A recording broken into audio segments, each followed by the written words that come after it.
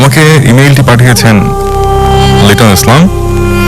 তিনি যেভাবে লিখে পাঠিয়েছেন আমি সেভাবেই পড়ে শোনাচ্ছি আপনাদেরকে।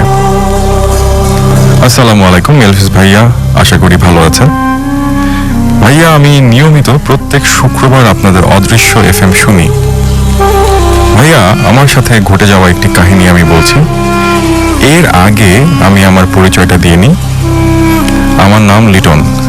আমি এবার এইচএসসি পরীক্ষার্থী। করোনার জন্য পরীক্ষা অফ। আশা করি করোনা শেষ হলে পরীক্ষা দিতে পারবো। ভাইয়া, আমি ঢাকা এয়ারপোর্টে থাকি। আমি আর কথা না বাড়িয়ে আমার কাহিনীটা বলছি। আমার সাথে কাহিনীটা ঘটেছে 2014 সালে। এখন একদিন রাতের বেলা ঠিক 11:30টার সময় আমার আব্বু আমাকে বলল যে তোর খালামুনির বাসায় যা। খালামুনির বাসায় যাওয়ার কারণটা হলো একজন আঙ্কেলের মোবাইল নাম্বারটা সংগ্রহ করে নিয়ে আসতে হবে। ওই আঙ্কেলের ফোন নাম্বারটা নেওয়ার জন্য আব্বু খালামুনিকে ফোন দিয়েছিল, কিন্তু খালামুনির মোবাইলে ফোন ঢুকছিল না, কিন্তু নাম্বারটা খুব জরুরিভাবে দরকার ছিল। পরে বাবা আমাকে খালামুনির বাসায় পাঠায়। আমাকে এত রাত্রে খালামুনির বাসায় ওই আঙ্কেলের ফোন নাম্বার আনানোর জন্য পাঠানোর কারণ হলো আঙ্কেলের সাথে কথা বলাটা খুব দরকার ছিল, সেজন্য। পরে আমি যাওয়ার জন্য রওনা দিলাম। আমার খালামুনির বাসা ঠিক আমাদের বাসার থেকে 6-7 মিনিটের দূরত্ব। পরে আমি যাচ্ছিলাম আমার খালামুনির বাসায়। তো বাসার গলির সামনে ঢুকলাম, আর আমার খালামুনির বাসা হলো একটি গলির ভেতরে, আর ওই গলির আশেপাশে আরো অনেকগুলো বড় বড় বাড়িঘর আছে এবং বেশ পুরনো। আমি গলির ভেতরে খালামুনির বাসায় যাওয়ার জন্য যাচ্ছিলাম। পরে আমি ঠিক আমার সামনে একজন বুড়ো লোককে দেখতে পাই। লোকটি অনেক বুড়ো ছিল, তার বয়স না হলেও 90 থেকে 95 হবে অনুমান। পরে আমি দেখলাম লোকটি আমার দিকে তাকিয়ে তাকিয়ে হাঁটছে। তা আমি তেমন একটা গুরুত্ব দিইনি বা পাত্তা দিইনি। আমরা যখন হেঁটে আশপাশ হলাম, আমি পিছনের দিকে তাকিয়ে দেখলাম লোকটি নেই। আমি বিষয়টা তেমন একটা গুরুত্ব দিই নাই, কারণ হচ্ছে আশেপাশের বাড়িঘর আছে। আমি মনে করেছি বুড়ো লোকটি কোনো একটি বাড়িতে হয়তো ঢুকে গেছে। পরে আমি আমার মতো আমার খালামুনির বাসায় গেলাম এবং ওই আঙ্কেলের মোবাইল নাম্বারটা নিলাম। খালামুনির বাসায় কিছুক্ষণ কথাবার্তা বলতে বলতে প্রায় রাত 12:10 মতো বেজে গেল। পরে আমি আমার বাসায় যাওয়ার জন্য খালামুনির বাসা থেকে রওনা দিলাম। এবং এর আগে আমি বলতে চাই, আমার খালামুনির বাসার গলিতে নানা রকম ঘটনা শোনা গিয়েছে এর আগে, এবং গলিটা তেমন একটা ভালো না। এই গলিতে অনেকজনের সাথে অনেক কাহিনী হয়েছে। এগুলো জানার পরও আমি আমার খালামুনির বাসায় গিয়েছিলাম, কারণ ভাইয়া আমি একটু সাহসী। সো যত রাতই হোক না কেন আমি ঘর থেকে বেরোতে পারি, তখন থেকেই পারি। তো পরে আমি আমার বাসায় যাওয়ার জন্য রওনা দিলাম। আমি আমার বাসার সামনে চলে আসলাম, যেহেতু খালামুনির বাসা আমাদের বাসা থেকে প্রায় 6 থেকে 7 মিনিটের দূরত্ব মাত্র। এজন্য আমার বাসায় আসতে খুব একটা সময় লাগে নাই। পরে আমি এটা কি দেখলাম যে ওই বুড়ো লোকটা ঠিক আমাদের বাসার সামনে, একদম আমাদের বাসার সামনে বসার মতো একটা বেঞ্চ ছিল, সেই বেঞ্চে ওই বুড়ো লোকটি বসে আছে এবং সে আমার দিকে তাকিয়ে হাসছে। ভাই, বিশ্বাস করবেন না, আমি কি করব কিছুই বুঝে উঠতে পারছিলাম না তখন। এমনকি আমি যে চিৎকার করব ওটাও পাচ্ছিলাম না। আর আশেপাশে কোনো মানুষও ছিল না। আমি পুরো জায়গাটার মধ্যে ফ্রিজ হয়ে গিয়েছিলাম, কিছু করতেও পারছিলাম না। পরে ওই বুড়ো লোকটি আস্তে আস্তে আমার দিকে এগিয়ে আসলো। আমার মনে হচ্ছিল ও আমার কোনো ক্ষতি করবে। ঠিক এমন সময় আমার আব্বু বাড়ি থেকে বের হয়ে আমাকে নাম ধরে ডাকলো। পরে আমি জোরে একটা চিৎকার দিয়ে বাড়ির ভিতরে ঢুকে পড়ি। তো ঘরের ভিতরে ঢুকে আমি প্রচন্ড ভয়ে দরদর করে ঘামতে থাকি এবং আমি প্রায় 4 থেকে 5 গ্লাসের মতো পানি খেয়ে ফেলি। এবং আব্বু ঘরে এসে আমাকে বললো, কি রে তুই এত চিৎকার করলি কেন, কি হয়েছে? তো তারপরে আমি আমার ফ্যামিলিকে সব ঘটনা খুলে বলি। পরে আব্বু আমাকে বলল, কই, ওইখানে তো আমি এমন কোনো বুড়ো লোককে দেখি নাই যে বেঞ্চের মধ্যে বসেছিল, আমি তো ফাঁকাই দেখলাম। তো যাই হোক ভাইয়া, এরপরের সপ্তাহখানেক মোটামুটি আমি খুবই অসুস্থ ছিলাম। আমার চোখের সামনে ওই একটা বিষয় ভাসতো। আমি দেখতাম যে বেঞ্চের মধ্যে হয়তো সেই বুড়ো লোকটা বসে আছে। যখনই সন্ধ্যা হতো আমার আতঙ্কটা একদমই বেড়ে যেত। এমনকি আমি যখন দুপুরবেলা বেরোতাম তখনও কেন যেন আমার মনে হতো যে এই বেঞ্চিটা কোনো একটা সমস্যা। তো এইভাবে অনেক দিন চলে গেল, মাঝখানে আমি অসুস্থ হয়ে পড়লাম, আমার অনেক জ্বরও এসেছিল, তো ভয়ে আমি কিছুটা অন্যমনস্ক থাকতাম এবং খেতে ইচ্ছা করতো না। তো পরে আমার আব্বু এক হুজুরের থেকে পরামর্শ নিলেন। হুজুর বলল এটা কোনো খারাপ জিন ছিল না, কারণ জিনটা চাইলে আমার ক্ষতি করতে পারতো, কিন্তু জিনটা যেহেতু আমার কোনো ক্ষতি করেনি আর শুধুমাত্র আমার নাম ধরে ডেকেছে, তাই আর ওই মুহূর্তে আমার বাবাও এসে আমাকে ডেকেছে। তো দ্যাটস ওয়াই আমি খুব দ্রুত ঘরে চলে যাই এবং সেই জিনের হাত থেকে সেদিন আমি পরিত্রাণ পাই। কিন্তু তিনি আরো বলেছিল যদি আমি খুব অতিরিক্ত সময় সেখানে থাকতাম আমার বড় ক্ষতি হতে পারত। আল্লাহর রহমতে এখন আমি ঠিক আছি। ভাইয়া, এই ছিল আমার সাথে ঘটে যাওয়া ঘটনা, একটি ঘটনা। যদি ভালো লাগে পড়ে শোনাবেন। ধন্যবাদ Liton, thank you so much ঘটনাটি লিখে পাঠানোর জন্য। আমি আপনার রিকোয়েস্ট রেখেছি, অনুরোধ রেখেছি, আমি আপনার ঘটনাটা আমাদের রেডিও 91.4 FM এর সকল স্থানকে পাঠিয়েছি এবং জানিয়েছি, তারা শুনেছে। আর আপনারা যদি আপনাদের কোনো ঘটনা আমাদেরকে পাঠাতে চান, অবশ্যই লিটন ঠিক যেভাবে আমাদেরকে ইমেইল করেছে অথবা অনেকে আমাদের গ্রুপে পোস্ট করে, চাইলে দুটো উপায় আপনি করতে পারেন। আর ইমেল অ্যাড্রেসটি বলে দিচ্ছি, odrisho@gmail.com, অদৃশ্য 2020@gmail.com। এখানে চাইলে আপনি আপনার ঘটনাটি আমাদেরকে পাঠাতে পারেন। চলে যাচ্ছে আমাদের আজকের গেস্ট রাফির কাছে। তো রাফির কিছু ঘটনা আছে শুনবো, এরপর শুনবো আমাদের মুফতি মুয়াবিয়া সাহেবের একটি আলোচনা। তারপর চলে যাব আমরা আজকে দাজ্জালের ফিতনা নিয়ে কথা বলার জন্য। আশা করি সবাই রাত 1টা পর্যন্ত টিউন করে থাকবেন। আর এই মুহূর্তে ঘড়িতে সময় ঠিক রাত 11:30 শুনছেন রেডিও 71 98.4 FM, শুনছেন আরজে এলভিসকে এবং শুনছেন অদৃশ্য।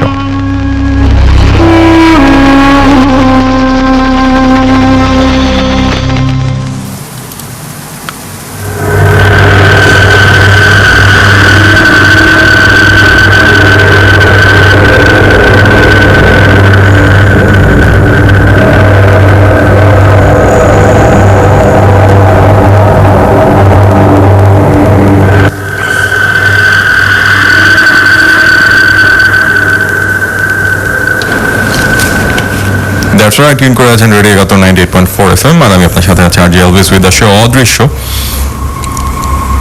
আর এই মুহূর্তে আমাদের সাথে স্টুডিওতে উপস্থিত আছে রাফি ভাই। আজকে তার থেকে তার ঘটনা শুনবো। রাফি ভাই, আপনি আপনার পরিচয় দিয়ে প্লিজ ঘটনায় চলে যাবেন সরাসরি। আসসালামু আলাইকুম রহমতুল্লাহ। ওয়ালাইকুম আসসালাম। আমি মোহাম্মদপুরে থাকি। তো ধন্যবাদ আমাকে অনের এসে ঘটনা শেয়ার করার জন্য, সুযোগ করে দেওয়ার জন্য। তো আজকে কথা না বলে আমি সরাসরি আমার ঘটনাতে চলে যাচ্ছি, প্লিজ। তো ঘটনা খুবই পুরনো একটি ঘটনা। ঘটনাটা ঘটে আমার মার বড় বোন, মানে আমার বড় খালা আর কি, আচ্ছা, যিনি, তার সাথে। আপনার বড় খালার সাথে কত বছর আগে ঘটেছে ঘটনাটা? ঘটনাটা ঘটে তা আজ থেকে প্রায় 40 বছর পূর্বে। প্রায় 40 বছর আগে। আচ্ছা, কোথায় ঘটেছিল ঘটনাটা? এই ঘটনাটা হলো পাবনা চাঁদপুর নামের জায়গায়। পাবনা চাঁদপুর? জি। আচ্ছা, ঠিক আছে। তো আমার বড় খালা ওই সময় তার বিয়ে হয় আর কি। বিয়ে হওয়ার পরে একটা সম্ভ্রান্ত পরিবারে বিয়ে হয়। যাক, তো বিয়ে হওয়ার পরে আমার বড় খালাকে যে সময় তারা উঠিয়ে নিয়ে যায়, তো উঠিয়ে নেওয়ার পরে তারা যায়, সাথে আমার মা আর অন্যান্য যারা আন্টি ছিল, আমার নানি, সবাই গিয়েছিল আর কি। তো আমার খালাকে তুলে নিয়ে যাওয়ার পরে যখন তারা নিয়ে গেল রাত্রেবেলা আর কি, সবাই ব্যাক করবে, মানে আপনার খালার পরিবার যারা সাথে গিয়েছিল তারা ব্যাক করবে? আমার নানি বাড়ির ফ্যামিলি সবাই ব্যাক করবে। আচ্ছা। তো সবাই যখন ব্যাক করলো, রাত্র কি খুব মানে একটা গভীরও না আবার খুব ডিপও না, 9টা-10টার দিকে আর কি হবে। তো এমন সময় খালু বললো যে আমি একটু ওয়াশরুম থেকে ফ্রেশ হয়ে আসি। আচ্ছা। বলে রাখি আগে যে আমার খালা আর কি, বড় আন্টি যিনি, ওনার শ্বশুর বাড়িটা, লোকেশনটা একটু বলে দিই। তো ওনার শ্বশুর বাড়িটা অনেক পুরাতন আর কি, একটা জমিদার বাড়ি। আচ্ছা। তো ওনাদের ওই জমিদার বাড়ির পাশে হলো একটা পুকুরের মতো আর কি, জাস্ট একটা গর্ত করা। তো গর্তটা এতই বড় ছিল যে ওখানে একসাথে মিনিমাম 100 জন মানুষ দাঁড়াতে পারবে শুধু গর্তের নিচে। আচ্ছা। এত একটা বড় গর্ত ছিল। তো আর 3 পাশে ছিল তাদের বাগান আর কি। আর বাগানের পিছনে তাদের ক্ষেতের জমি ছিল। আচ্ছা তো খালু যখন ওয়াশরুমে বের হয়, তো বাড়ি থেকে ওয়াশরুমটা পাশেই ছিল আর কি, ওই যে খালটা ওইখানে মানে গর্তটার পাশে।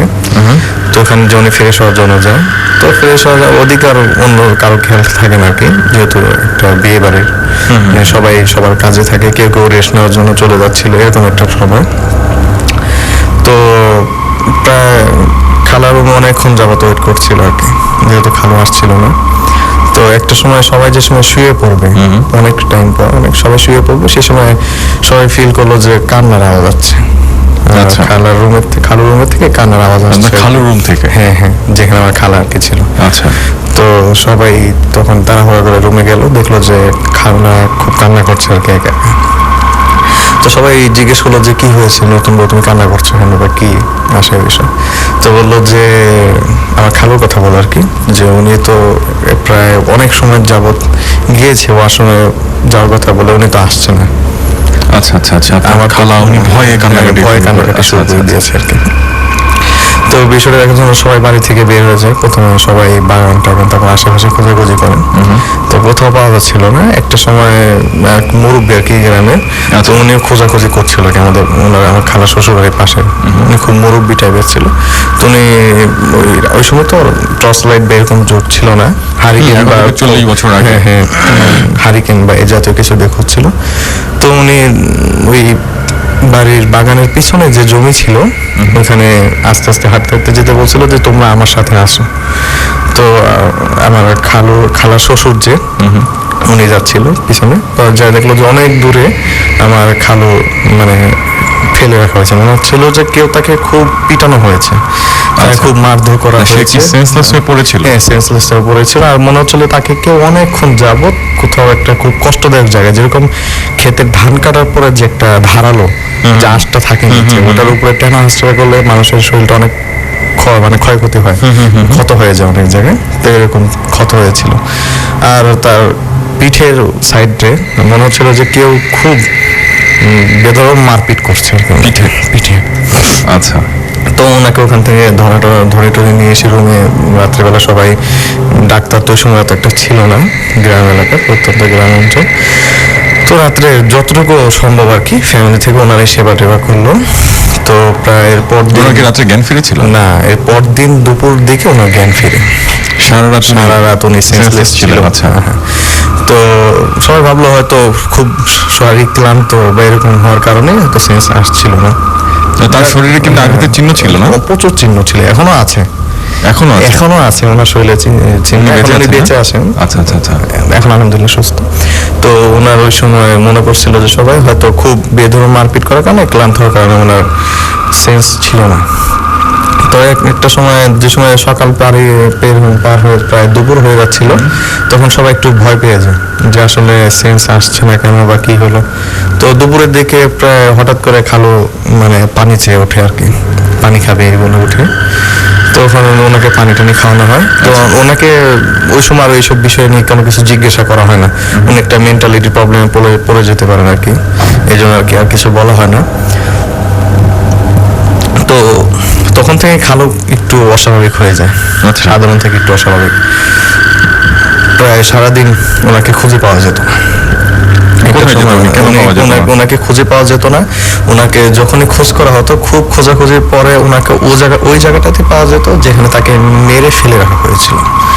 তাকে মারধর করে ধান খেতে ওইখানেই তাকে পাওয়া যেত। আচ্ছা আচ্ছা আচ্ছা। তো একটা এরকম যাচ্ছিল, তো অনেক ধরেও রাখা যেত না রুমের ভেতরে, উনি বের হয়ে যেত সকালে। আচ্ছা। পিছন দিয়ে লক করে দিয়ে গেলে উনি দরজা কিভাবে বের হতো কেউ বলতে পারতো না, উনি বের হয়ে চলে যেত আর ঠিক ওখানে যেই বসে থাকতো। এমনকি মাঝে মধ্যে খুব কান্নাও করতো, অনেকে দেখতো আর কি, বাড়িতে এসে বলতো যে আপনাদের ছেলেকে আমরা দেখলাম ওখানে, উনি কান্না করছেন, বসে বসে জানা টানা নিয়ে আসেন। ওনার ওয়াইফ? হ্যাঁ, আমার খালা উনিও খুব মানে চেষ্টা করছিল আর কি আমার খালুকে আগে সে জায়গায় ফিরিয়ে আনার জন্য, বাট ওই সময় অত একটা চিকিৎসাবিদ অত একটা ভালো ছিল না আর কি। আর যেহেতু প্রত্যন্ত অঞ্চল, মোটামুটি চিকিৎসক সবসময় অ্যাভেলেবেল থাকে না। আর আমাদের যে এখন যেরকম অ্যাভেলেবেল আমাদের হুজুর আছে বা রুকিয়া করে দেয়, ওই সময় এরকম ছিল না, একটা খুব প্রবলেম ছিল। তো এইটা ঘটনাটা আস্তে আস্তে সবার ভিতর ছড়িয়ে যায় আর কি, সবাই একটু ভীত হয়ে যায়। তখন আমাদের এই খালার শ্বশুর বাড়ির মানে পাশে দিয়ে মানুষ যেতে ভয় পাইতো। আচ্ছা। তো ওনারা আস্তে আস্তে দূরে সরে যায় আর কি এলাকার মানুষরা। তো খালুকে ওইভাবে ধরে আনতো রাখতো, আবার চলে যেতে ধরে আনতো রাখতো, এরকমই মানে চলছিল। আপনাদের মানে খালুর গ্রামেও মোটামুটি এটা নিয়ে খুব একটা আলোচনা তৈরি হয়েছিল। হ্যাঁ, খুব প্রচুর। আসলে সেই এলাকার লোকজন খালুর বাড়ির আশপাশে যেতে চাইতো না। যেতে চাইতো না। আচ্ছা। That's right.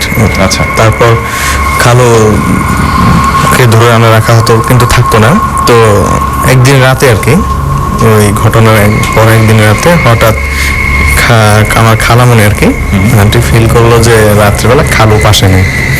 আচ্ছা। তো উনি যখন খালুকে পাশে পেলো না, তখন উনি তো কিছু একটা বুঝতে পারছিল আর কি, উনি কাউকে ডাকলো না। আচ্ছা। তো না ডেকে উনি একটা হারিকেন নিয়ে আমার খালুকে খোঁজার জন্য বের হয়ে যায়। তো বের হয়ে উনি আস্তে আস্তে যেতে থাকে। তো তারপর খালামণিও তাহলে অনেক সাহসী মোটামুটি। হ্যাঁ, উনি এখনো অনেক সাহসী। এখনো অনেক সাহসী। তো উনি হারিকেন নিয়ে বের হয়ে যায় খুঁজতে। তো উনি বাড়ি থেকে বের হয়ে যখন ওই যে গর্তর কথাটা বললাম ওটা ক্রস করবে, তখন উনি খেয়াল করলো যে আমার খালু ওই যে গর্তটা আছে, দেখা গেল যে ওখান থেকে উনি নিজে নিজে মাটি কাটছে আর কি। তো এটা দেখার পরে খালা একটু আশ্চর্য বোধ করে যে এত রাত্রেবেলা কেন উনি এখানে মাটি কাটবে, এখানে বা ওনার কাজটা কি। আর ওই গর্তটা যেহেতু অনেক পুরাতন ছিল, আর ওই গর্তটা ব্রিটিশ আমলের থেকে পুরানো আর কি। আচ্ছা। তো এই গর্তটার কাহিনী হলো, এই গর্তটা ব্রিটিশ আমলে যখন ইংরেজরা শাসন করছিল আর কি আমাদের পুরো ভারতবর্ষ, তখন আর কি ওই গর্তটা করা হয়েছিল যখন ইংরেজদের বিদ্রোহী কেউ করতো ওইদিকে, তখন তাদেরকে মেরে ওই গর্তের মধ্যে ফেলে রাখা হতো। আচ্ছা আচ্ছা আচ্ছা। ওখানে আর কি এই গর্তটা এই জন্য পরিত্যক্ত ছিল। তো এখান থেকে খালা একা নিজেই গিয়ে উঠিয়ে নিয়ে আসে, বা উনি কোনো খারাপ আচরণ করে না বা ওরকম অস্বাভাবিক কিছু এরকম হয় না। আচ্ছা আচ্ছা। তো ওনাকে নিয়ে যে সোজা রুমে নিয়ে যায়, শুয়ে দেয়, উনি ঘুমিয়ে যায়।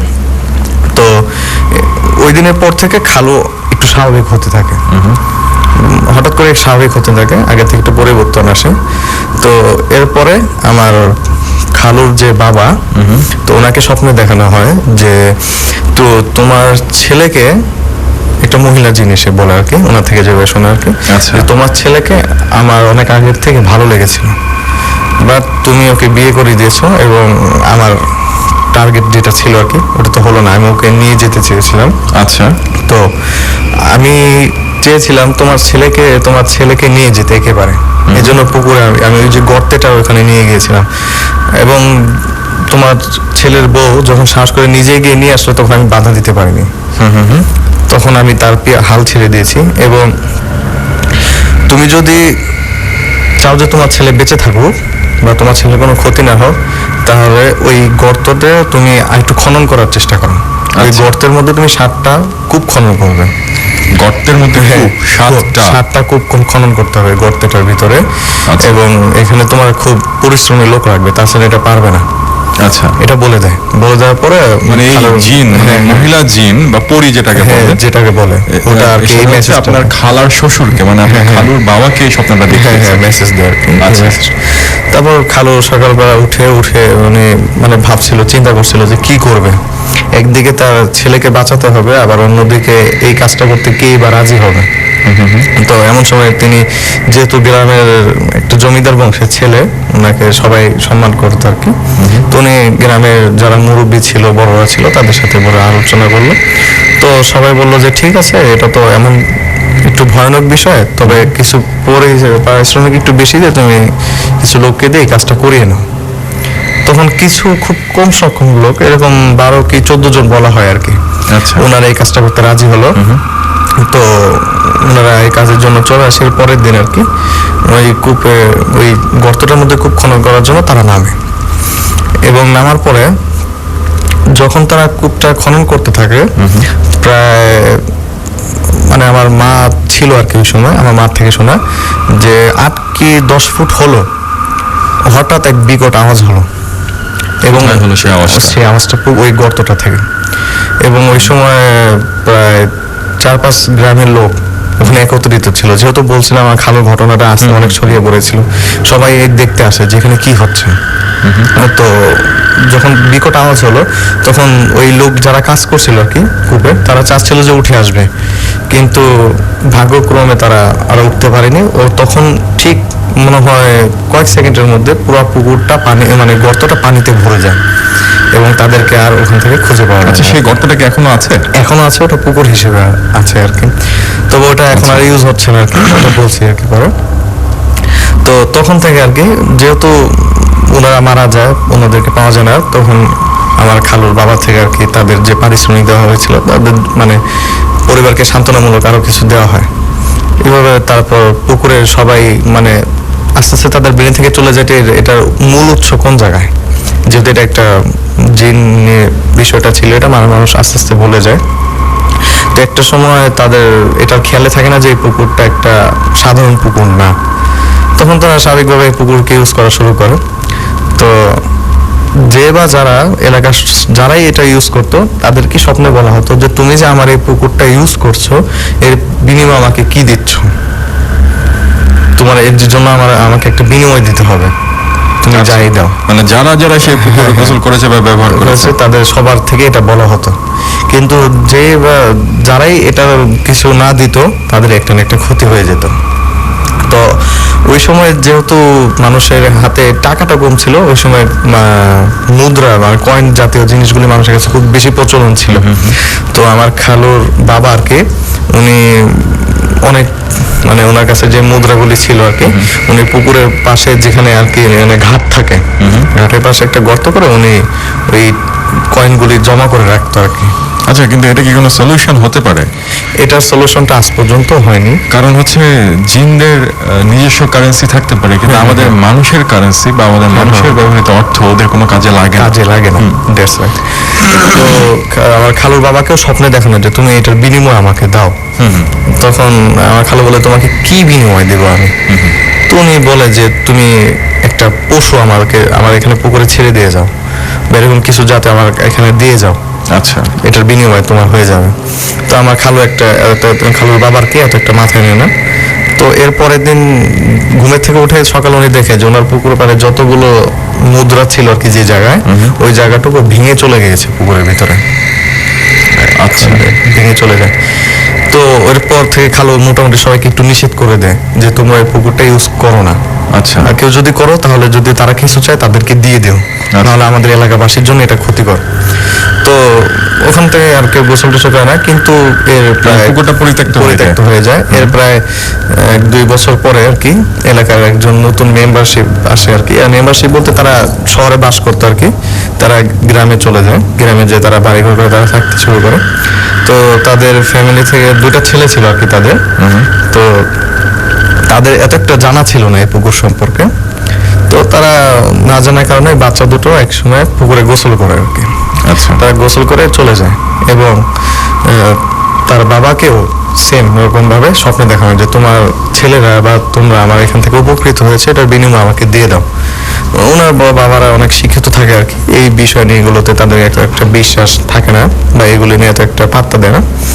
তো না দেওয়ার কারণে তারা মনে করে যে স্বপ্ন স্বাভাবিক, হয়তো শয়তান থেকে কোনো স্বপ্ন বা কি এরকম একটা তারা মাথা থেকে ফেলে দেয়।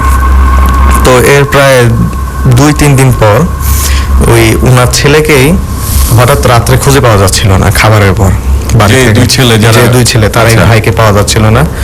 তো পাওয়া যাচ্ছিল না, তবে অনেক খোঁজাখুঁজি পরে রাত্রেবেলা সারা রাত খোঁজা হয়েছে কিন্তু পাওয়া যায়নি। কিন্তু এরপরে ফজরের আজান যে সময় দিল আর কি ওই দিন, ফজরের আজান দেওয়ার পরে হালকা সূর্যের আলোটা এসে যখন পুকুরের পাশে পড়লো, তো তখন দেখা গেল যে পুকুরের পাশে একটা বাবলা গাছ বা এই জাতীয় একটা আর কি গাছের সাথে ওই ছেলেটা ঝুলে আছে। গাছের সাথে ওই ছেলেটার লাশটা ঝুলে আছে। তো এরপর থেকে আর কি ওই পুকুরটা একদম পরিপূর্ণভাবে পরিত্যক্ত ও নিষিদ্ধ বলা হয়। যারা উত্তরবঙ্গের মানুষ তারা বাবলা গাছ অনেকেই চিনেন।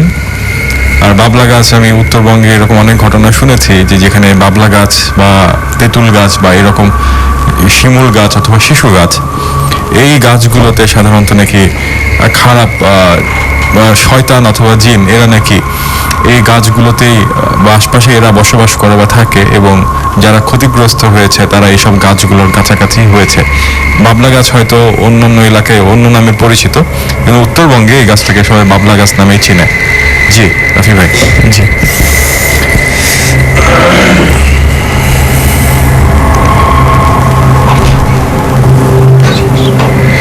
এবং এরপর থেকে আর কি পুকুরটা পরিত্যক্ত বলা হয়, এবং সেখানে আর কেউ গোসল করে না আর কি, এখান থেকে পরিত্যক্ত। তবে বলে রাখি, ওই পুকুরে আজও ঘটনাটা ঘটে, কেউ যদি দেখার জন্য আগ্রহী হয়, তো আমরা যেটা পূর্ণিমার রাত বলে থাকি, একটা তারা মানে ক্যালেন্ডার অনুযায়ী যে দিনটা আসে পূর্ণিমা রাত, এটা আমাদের ধর্ম তো একটা, না হলে হিন্দু ধর্ম এটার অনেক গুরুত্ব থাকে বা এই হয়।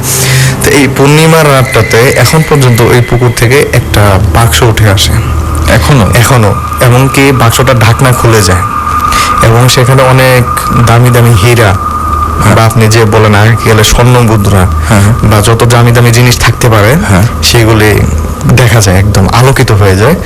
এমনকি ওই যে বাক্সটা উঠে, ওই বাক্সটার ভিতরে একটা যে ঘন্টা থাকে, যে হিন্দুদের যে পূজার আগে যে ঘন্টাটা দেয় বা ক্রিং ক্রিং করে যেটা বাজায়, ওইটা ওই বাক্সটার সাথে ঝুলে এবং আওয়াজ করতে থাকে।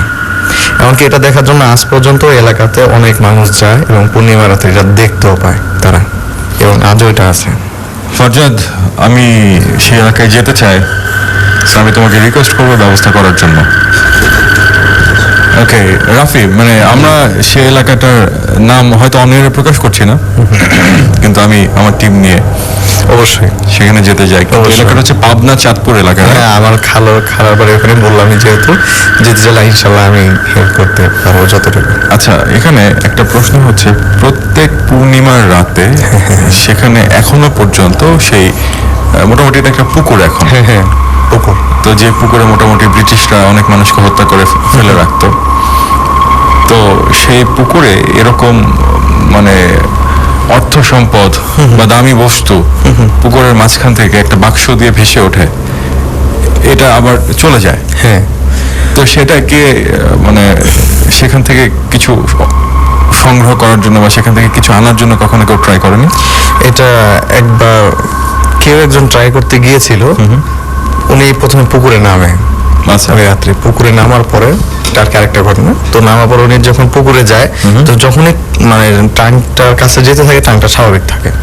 আচ্ছা, কিন্তু টাংটা স্বাভাবিকভাবে পুরা পুকুর মানে ঘুরতে থাকে স্বাভাবিকভাবে, যেটা হয় পুকুর ঘুরতে হ্যাঁ, থাকে। পুকুর ওই একে একে ভাসতে ভাসতে ঘুরতে থাকে আর কি ওই টাং। আচ্ছা, তো উনি যখনই পুকুরে নামে আর কি, তখন ওটা স্বাভাবিক থাকে, এবং যখন ওটার কাছে যায় তখন ওটা আরেকটু দূরে যায়। এমনকি একটা সময় তো যখন উনি বেশি গভীরে চলে যায়, তখন ওই টাংটাকে ধরতে যায়, তখন ওই টাংটা নিচে নেমে যায়, এবং উনিও সাথে সাথে নিচে চলে যায়, আর ফিরতে পারে না। এরপর থেকে আর কি, এরপর অনেক খোঁজাখুঁজি করা হয় আর কি, জাল দিয়ে বা ওই সময় যা দিয়ে সম্ভব হয়েছিল, কিন্তু বাট ওনাকে পাওয়া যায়নি। এরপরে ওইখানকার মানে আমাদের আগে তো মসজিদ খুব কম ছিল ওই সময়, তো 2-3 এলাকা পর থেকে একজন হুজুরকে আনা হয়। তো উনি বলে যে এটা একটা জিনদের লোভ দেখানো হয় তোমাদেরকে লোভ দেখায় তারা, কিন্তু কখনো এই লোভে তোমরা পা দিবে না, যদি দাও তাহলে তোমরা সবাই বিপদগ্রস্ত হবে, যেই দিবে সেই বিপদগ্রস্ত হবে আর কি। এই পর থেকে আর কেউ ওটার প্রতি কেউ কোনো লোভ দেয় না, বা ওটা কেউ ধরতেও যায় না। আচ্ছা, ঠিক আছে। আচ্ছা, এই সম্পর্কে সে এলাকায় কোনো পেপার পত্রিকায় লেখা হয়নি, বা যেহেতু এটা এখনো পর্যন্ত ঘটে? কিন্তু ওটা আসলে এখন পর্যন্ত ওখানে এরকম ভাবে কোনো কিছু যাওয়া হয়নি, বা কেউ ইনভেস্টিগেশনও করা হয়নি, যার কারণে ওটা ওইভাবে আছে এখন পর্যন্ত। আচ্ছা, আর আপনার খালু কেমন আছে? এখন আলহামদুলিল্লাহ উনি ভালো, খালু দুজনে আলহামদুলিল্লাহ ভালো। এখন ওরা স্টিল সুস্থ আর কি, চলাফেরা করতে পারে। আচ্ছা, আপনার এই এলাকার ঠিকানা অনেকেই চাইছেন, এবং অনেকেই বলেছেন যদি আমরা কখনো সেখানে যাই, আমরা যাতে সেখান থেকে লাইভ করি। আচ্ছা, আমি আমার ইউনিটকে বলবো এবং আমি ফারজাদকে বলবো খুব দ্রুত একটা ব্যবস্থা নেওয়ার জন্য, যে আমরা যাতে সেখানে গিয়ে কোনো এক পূর্ণিমা রাতে, আমার কাছে মুন ক্যালেন্ডার আছে, আমরা মোটামুটি তার 1 দিন বা 2 দিন আগে সেই এলাকায় গিয়ে আমরা একটা ইনভেস্টিগেশন করে আসতেই পারি। আই ওয়ান্ট টু সি, আমি খালি চোখে দেখতে চাই যে সেখানে আসলে কিছু আছে কিনা। আপনি টিউন করে আছেন রেডিও একাত্তর 98.4 FM। আমরা কিন্তু এখানে শুধুমাত্র গল্প বলতে আসি না, আমরা সেই ঘটনাকে উদ্ঘাটন করারও চেষ্টা করি। তো আজকে আমাদের যিনি গেস্ট রাফি, তো তিনি তার এলাকার একটি ঘটনা বললেন, তার খালুর শ্বশুর বাড়ির এলাকা, অর্থাৎ তার খালুর বাড়ির এলাকা। তো এটা পাবনা চাঁদপুর এলাকায়। সেখানে একটা অভিশপ্ত পুকুর বলা হয়, সেটার অস্তিত্ব এখনো সেখানে আছে এবং সেখানে অনেকে প্রাণ হারিয়েছেন, অনেকে নানাভাবে ক্ষতিগ্রস্ত হয়েছেন। তো আমরা আমাদের টিম নিয়ে সেখানে যাওয়ার চেষ্টা করব খুব তাড়াতাড়ি এবং চেষ্টা করব সেখান থেকে লাইভ করার কোনো এক শুক্রবার। আশা করি সবাই অপেক্ষা করবেন এবং আমাদের জন্য দোয়া করবেন। আমি চলে যাচ্ছি আজকের একটা রেকর্ডিংয়ে। আমাদের কাছে মুয়াবি আল হাবিবি, উনি একজন মুফতি। তো জিন থেকে বেঁচে থাকার জন্য বা কেউ জিন দ্বারা আক্রান্ত হলে সেক্ষেত্রে কি করণীয়, তিনি কিছু সাজেশন দিয়েছেন। এখন আমরা সেই রেকর্ডিংটা শুনবো, তারপর ফিরবো আমাদের গেস্টকে নিয়ে আরেকবার এবং এরপর দাজ্জালের ফিতনা নিয়ে কথা বলবো। এই মুহূর্তে আমাদের ঘড়িতে সময় রাত 11:53। আশা করি আপনি টিউন করে থাকবেন ঠিক রাত 1টা পর্যন্ত। চলুন শুনে আসি আমাদের মুফতি মুয়াবিয়া ভাই কি জানিয়েছেন আমাদেরকে। আসসালামু আলাইকুম ওয়া রাহমাতুল্লাহি ওয়া বারাকাতুহু। নাহমাদুহু ওয়া নুসাল্লি আলা রাসূলিহিল কারীম, আম্মা বাদ। আমি মুফতি মুয়াবি আল হাবিবি, সঞ্চালক লাইফ অফ ইসলাম জিজ্ঞাসা প্রতিদিন। আজকের এই অদৃশ্যতে আসার একটি কারণ রয়েছে, আর তা হচ্ছে আমাদের ফারজাদ ভাই এবং এলভিস ভাই, তারা উভয়ে আমাকে খুব করে বলেছে যে তাদের অনুষ্ঠানটাতে যেন বিশেষ করে কিছু শ্রোতা রয়েছে, লিসেনার রয়েছে, যারা জিন ভূত, অর্থাৎ আসলে ভূত বলতে কিছু নেই, সবটাই হচ্ছে জিন। জিনের মধ্যে ভালো মন্দ রয়েছে। মানুষের মধ্যে যেমন ভালো মন্দ থাকে, ঠিক জিনদের মধ্যে এরকম রয়েছে। জিনের মধ্যে দুষ্ট জিন রয়েছে, ভালো জিন রয়েছে। কিছু জিন তো এমন আছে যারা সবসময় ইবাদত বন্দেগী করে, আবার কিছু জিন আছে যারা একটু দুষ্ট প্রকৃতির, যারা আদম জাতির উপর তারা এফেক্ট করে এবং তাদেরকে বিভিন্ন কষ্ট দিয়ে থাকে। জিন কিন্তু সবাইকে ধরে না, কিছু মানুষকে ধরে। এর মধ্যে ভালো মন্দ সবটাই হয়, তবে এক শ্রেণীর মানুষকে বিশেষ করে দূরে থাকে, যারা বিভিন্ন আমল থেকে প্রায় সময় দূরে থাকে এবং যাদের বদ আমলের কারণেই সেই বদ জিনগুলি তাদের উপর এফেক্ট করে থাকে। ভালো মানুষের উপর যে হয় না বিষয়টা এমনও নয়, অনেক ক্ষেত্রে হয়েও থাকে। তো অধিকাংশ যা হচ্ছে তা হলো কিছু দুশ্চরিত্রের কারণে, মন্দ আখলাকের কারণে, আমল থেকে দূরে সরে যাওয়ার কারণে সেই বদজিনগুলি মানুষের উপর এফেক্ট করে থাকে। তো আমি আজকে জিনের আসর থেকে নিরাপদ থাকার কিছু আমল বলবো। জিন তাদের উপর ধরবে না ইনশাআল্লাহ। আপনি যদি এই আমলগুলি ইনশাআল্লাহ একটু ফলো করেন, যদি নিজের মধ্যে আমলে নিয়ে আসার চেষ্টা করেন, দেখবেন যে এক সময় আপনি জিন ইনসানের বিভিন্ন রকমের যে ওয়াসওয়াসা রয়েছে, সেই সমস্ত ওয়াসওয়াসা থেকে আল্লাহ তাআলা আমাদেরকে হেফাজত করবেন। তো আমলগুলির মধ্যে সর্বপ্রথম আমি যা বলবো, এটা হচ্ছে সবসময় পবিত্র থাকার চেষ্টা করা, সবসময় পবিত্র থাকা, নাপাকি অবস্থার মধ্যে না থাকা। আমি যখনই নাপাক হয়ে যাবে, আমার শরীর কোনো কারণবশত যদি কখনো অপবিত্র হয়ে যায়, সেক্ষেত্রে তাৎক্ষণিকভাবে পবিত্রতা অর্জন করে নেওয়া। এটা যখন আমি সবসময় করতে থাকবো, দেখবো যে একসময় ইনশাআল্লাহ এর দ্বারা আমার অনেক ফায়দা হচ্ছে। দ্বিতীয় নম্বর হচ্ছে নামাজের খুব এহতেমাম করা। 5 ওয়াক্ত আল্লাহ পাকের বিধান রয়েছে নামাজ। এই নামাজ যখন আমি পাবন্দির সঙ্গে আদায় করবো, ইনশাআল্লাহ আল্লাহ হেফাজত করবেন। এটা রয়েছে শরীয়ত মোতাবেক আমার জীবনকে চালানো। শরীয়তে আল্লাহ পাকের বিধিবিধান যা রয়েছে, অর্থাৎ আল্লাহ পাকের যে নির্দিষ্ট ফরমান রয়েছে, সেগুলিকে মেনে চলা। এক কথায় আমি বলবো, আল্লাহ পাকের নিষেধটাকেও মানবো এবং আল্লাহ পাকের আদেশটাকেও মানবো। আল্লাহ পাকের আদেশ মানা যেমনি ভাবে আমাদের জন্য করণীয় রয়েছে, এবং আল্লাহ পাকের নিষেধ যে সমস্ত জিনিস রয়েছে, তাও কিন্তু আমরা অবশ্যই সেগুলিকে আমরা পুরো করব। আর আরেকটা বিষয়, মাসনুন দোয়া, অর্থাৎ সুন্নত যে দোয়াগুলি রয়েছে, সেই দোয়াগুলি জায়গায় জায়গায় সেই সমস্ত দোয়াগুলিকে পড়তে থাকা। যেমন আমি ঘর থেকে বের হচ্ছি, বের হওয়ার কি দোয়া রয়েছে, ঘর থেকে বের হচ্ছি, বের হওয়ার সময় দোয়া পড়া, বিসমিল্লাহি তাওয়াক্কালতু আলাল্লাহ, আল্লাহ পাকের ভরসা নিয়ে ঘর থেকে বের হওয়া চাই। এরপর আপনি মনে করেন খাবার খাচ্ছেন, আপনি খাবার খাবেন, বিসমিল্লাহি ওয়া আলা বারাকাতিল্লাহ, এরপর খাবার শেষে দোয়া রয়েছে, আমরা সেগুলোকেও পড়তে পারি। এবং বিশেষ করে আমি আরেকটা কথা বলবো, টয়লেট যেখানের মধ্যে ওয়াশরুমে বিশেষ করে নাপাকি কিছু জিনিস রয়েছে, খাবিস, যেগুলো সাধারণত ওই টয়লেটের মধ্যে মানুষকে গ্রাস করে বেশি, খুব বেশি। এই জন্য টয়লেটের পূর্বে, টয়লেটে যাবার পূর্বে দোয়া পড়ে নেওয়া, আল্লাহুম্মা ইন্নী আউযু বিকা মিনাল খুবসি ওয়াল খাবাইস। এবং টয়লেট থেকে যখন আমি বের হওয়ার সময় দোয়া পড়া, গুফরানাকা আলহামদুলিল্লাহিল্লাযী আযহাবা আন্নিল আযা ওয়া আফানি, এই দোয়াটা পড়ে নেওয়া।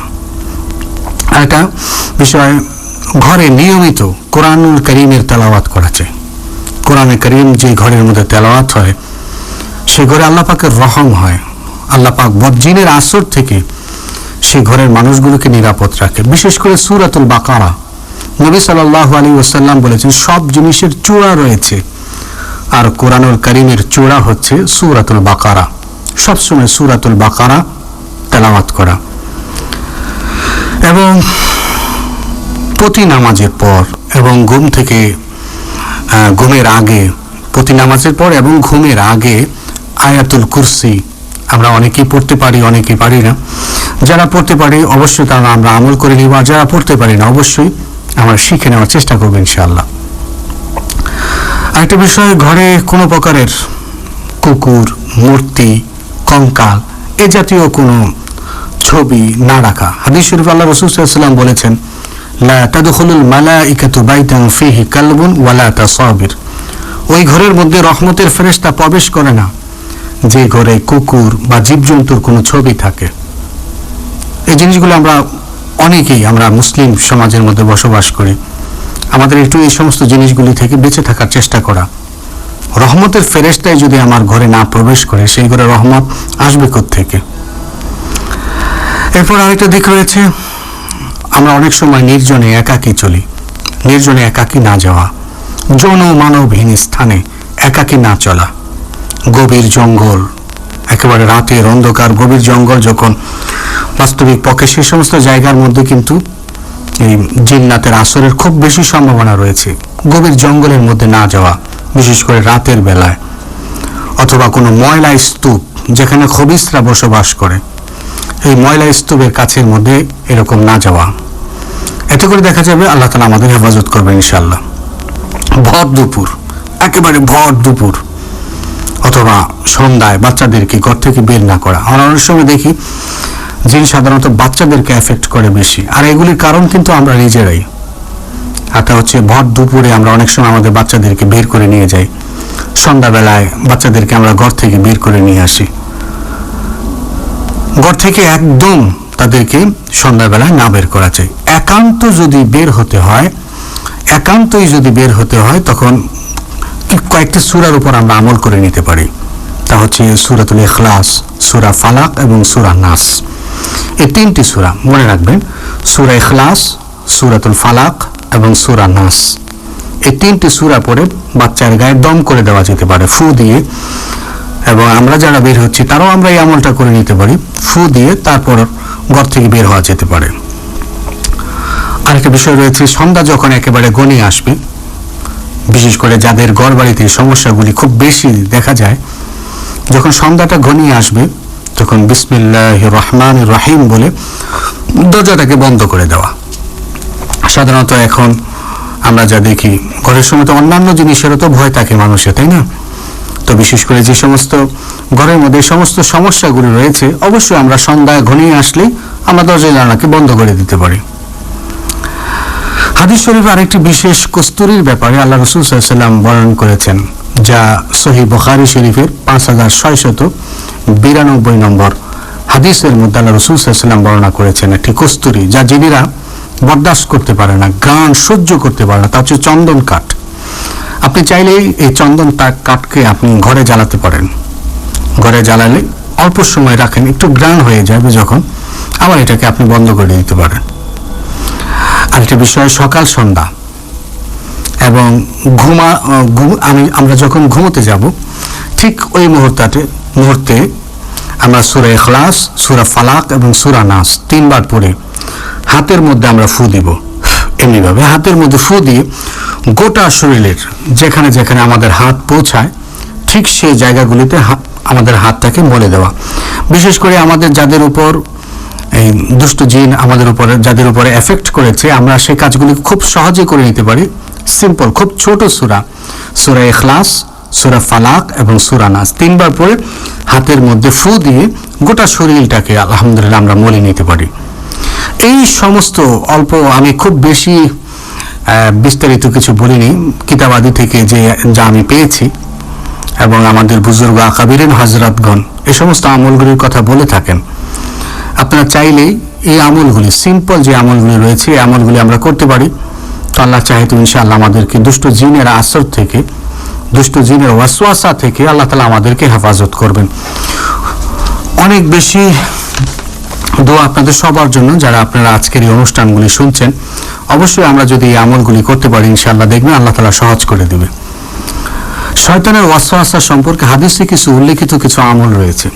শয়তানের ওয়াসওয়াসা যখন মানুষের উপর শয়তান যখন ওয়াসওয়াসা দেয়, অর্থাৎ শয়তান যখন মানুষকে ধোঁকা দেয়, এমন কিছু আমল রয়েছে, সে আমলগুলিও আমরা করে ফেলতে পারি।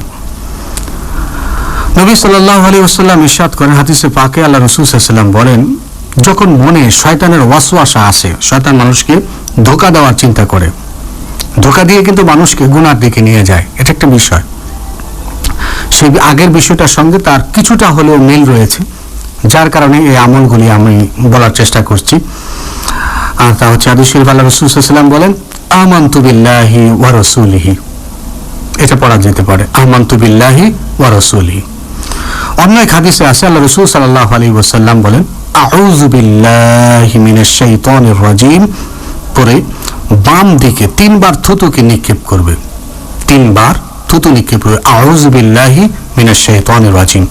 যখন মনে হবে, আপনি মনে করেন নির্জনে কোথাও হাঁটতেছেন, কিন্তু শয়তান আপনাকে ধোঁকা দেওয়ার চেষ্টা করছে, আপনার উপর চড়াও হওয়ার চেষ্টা করতেছে, মনে হচ্ছে যেন শয়তান আপনাকে কিছু একটা করতে চাচ্ছে, বা আপনার মনে শয়তানি জাগ্রত হচ্ছে, তখন আপনি এটা পড়ে ফেলতে পারেন, আউযু বিল্লাহি মিনাশ শাইতানির রাজিম পরে বাম দিকে 3 বার থুতু নিক্ষেপ করা। অপর এক হাদিসে আল্লাহ রাসূল সাল্লাল্লাহু আলাইহি ওয়াসাল্লাম বলেছেন, আমানতু বিল্লাহি ওয়া রাসূলিহি ওয়াজ যাহিরি ওয়াল বাতিনি ওয়া হুয়া বিকুল্লি শাইইন আলিম। হাদিস শরীফে বর্ণিত, আমরা এটাও পড়তে পারি। আল্লাহ চাহে তো ইনশাআল্লাহ আল্লাহ তাআলা আমাদেরকে শয়তানের ওয়াসওয়াসা থেকে আল্লাহ তাআলা হেফাজত করবেন। আরেক হাদিসে আছে আল্লাহ রাসূল সাল্লাল্লাহু আলাইহি ওয়াসাল্লাম বলেন, লা ইলাহা ইল্লাল্লাহ, লা ইলাহা ইল্লাল্লাহ, অর্থাৎ বেশি বেশি এই কালিমার জিকির করা। যখন মনে হবে যে শয়তান আমার উপর ওয়াসওয়াসা করতেছে, শয়তান আমাকে ধোঁকা দিচ্ছে, শয়তান আমাকে গুনার দিকে নিয়ে যাচ্ছে, অথবা শয়তান আমার উপর প্রেসার ক্রিয়েট করছে, এই সমস্ত আমলগুলি করা যেতে পারে। আরও কিছু কথা ইনশাআল্লাহ আপনাদের সঙ্গে আমরা শেয়ার করবো ইনশাআল্লাহ। কোরআনে বর্ণিত কিছু রুকিয়া রয়েছে, এর আগেও আমি একদিন আপনাদের সঙ্গে কথা বলেছিলাম সেই কোরআনে বর্ণিত সেই রুকিয়ার আয়াতগুলো নিয়ে। ইনশাআল্লাহ আমি চেষ্টা করব খুব রিসেন্ট আপনাদের সাথে আসতে ইনশাআল্লাহ। আর এই জাতীয় যদি আপনাদের কোনো প্রশ্ন থেকে থাকে জিনের এবং বিভিন্ন রকমের যদি কোনো প্রশ্ন থেকে থাকে, অবশ্য আপনারা চাইলেই প্রতিনিয়তই আমরা কোশ্চেনের জন্য একটা আয়োজন করেছি, রেডিও ৭১ পরিবার। অনুষ্ঠানটির নাম হচ্ছে লাইফ অফ ইসলাম, জিজ্ঞাসা প্রতিদিন বিকেল 4টা থেকে 7টা পর্যন্ত এই অনুষ্ঠান হয়ে থাকে। আপনি চাইলে সেখানেও বিভিন্ন রুকিয়ার ব্যাপারে আমাদেরকে প্রশ্ন করতে পারেন, ইনশাআল্লাহ আমরা সুষ্ঠু জবাব দেওয়ার চেষ্টা করব। ধন্যবাদ এই অদৃশ্যের যারা পরিচালনায় রয়েছেন, বিশেষ করে ফারজাদ ভাই এবং এলভিস ভাই, সবাইকে ধন্যবাদ, এবং রেডিও ৭১-এর পরিবার সকলকে ধন্যবাদ। আসসালামু আলাইকুম ওয়া রাহমাতুল্লাহি ওয়া বারাকাতুহু।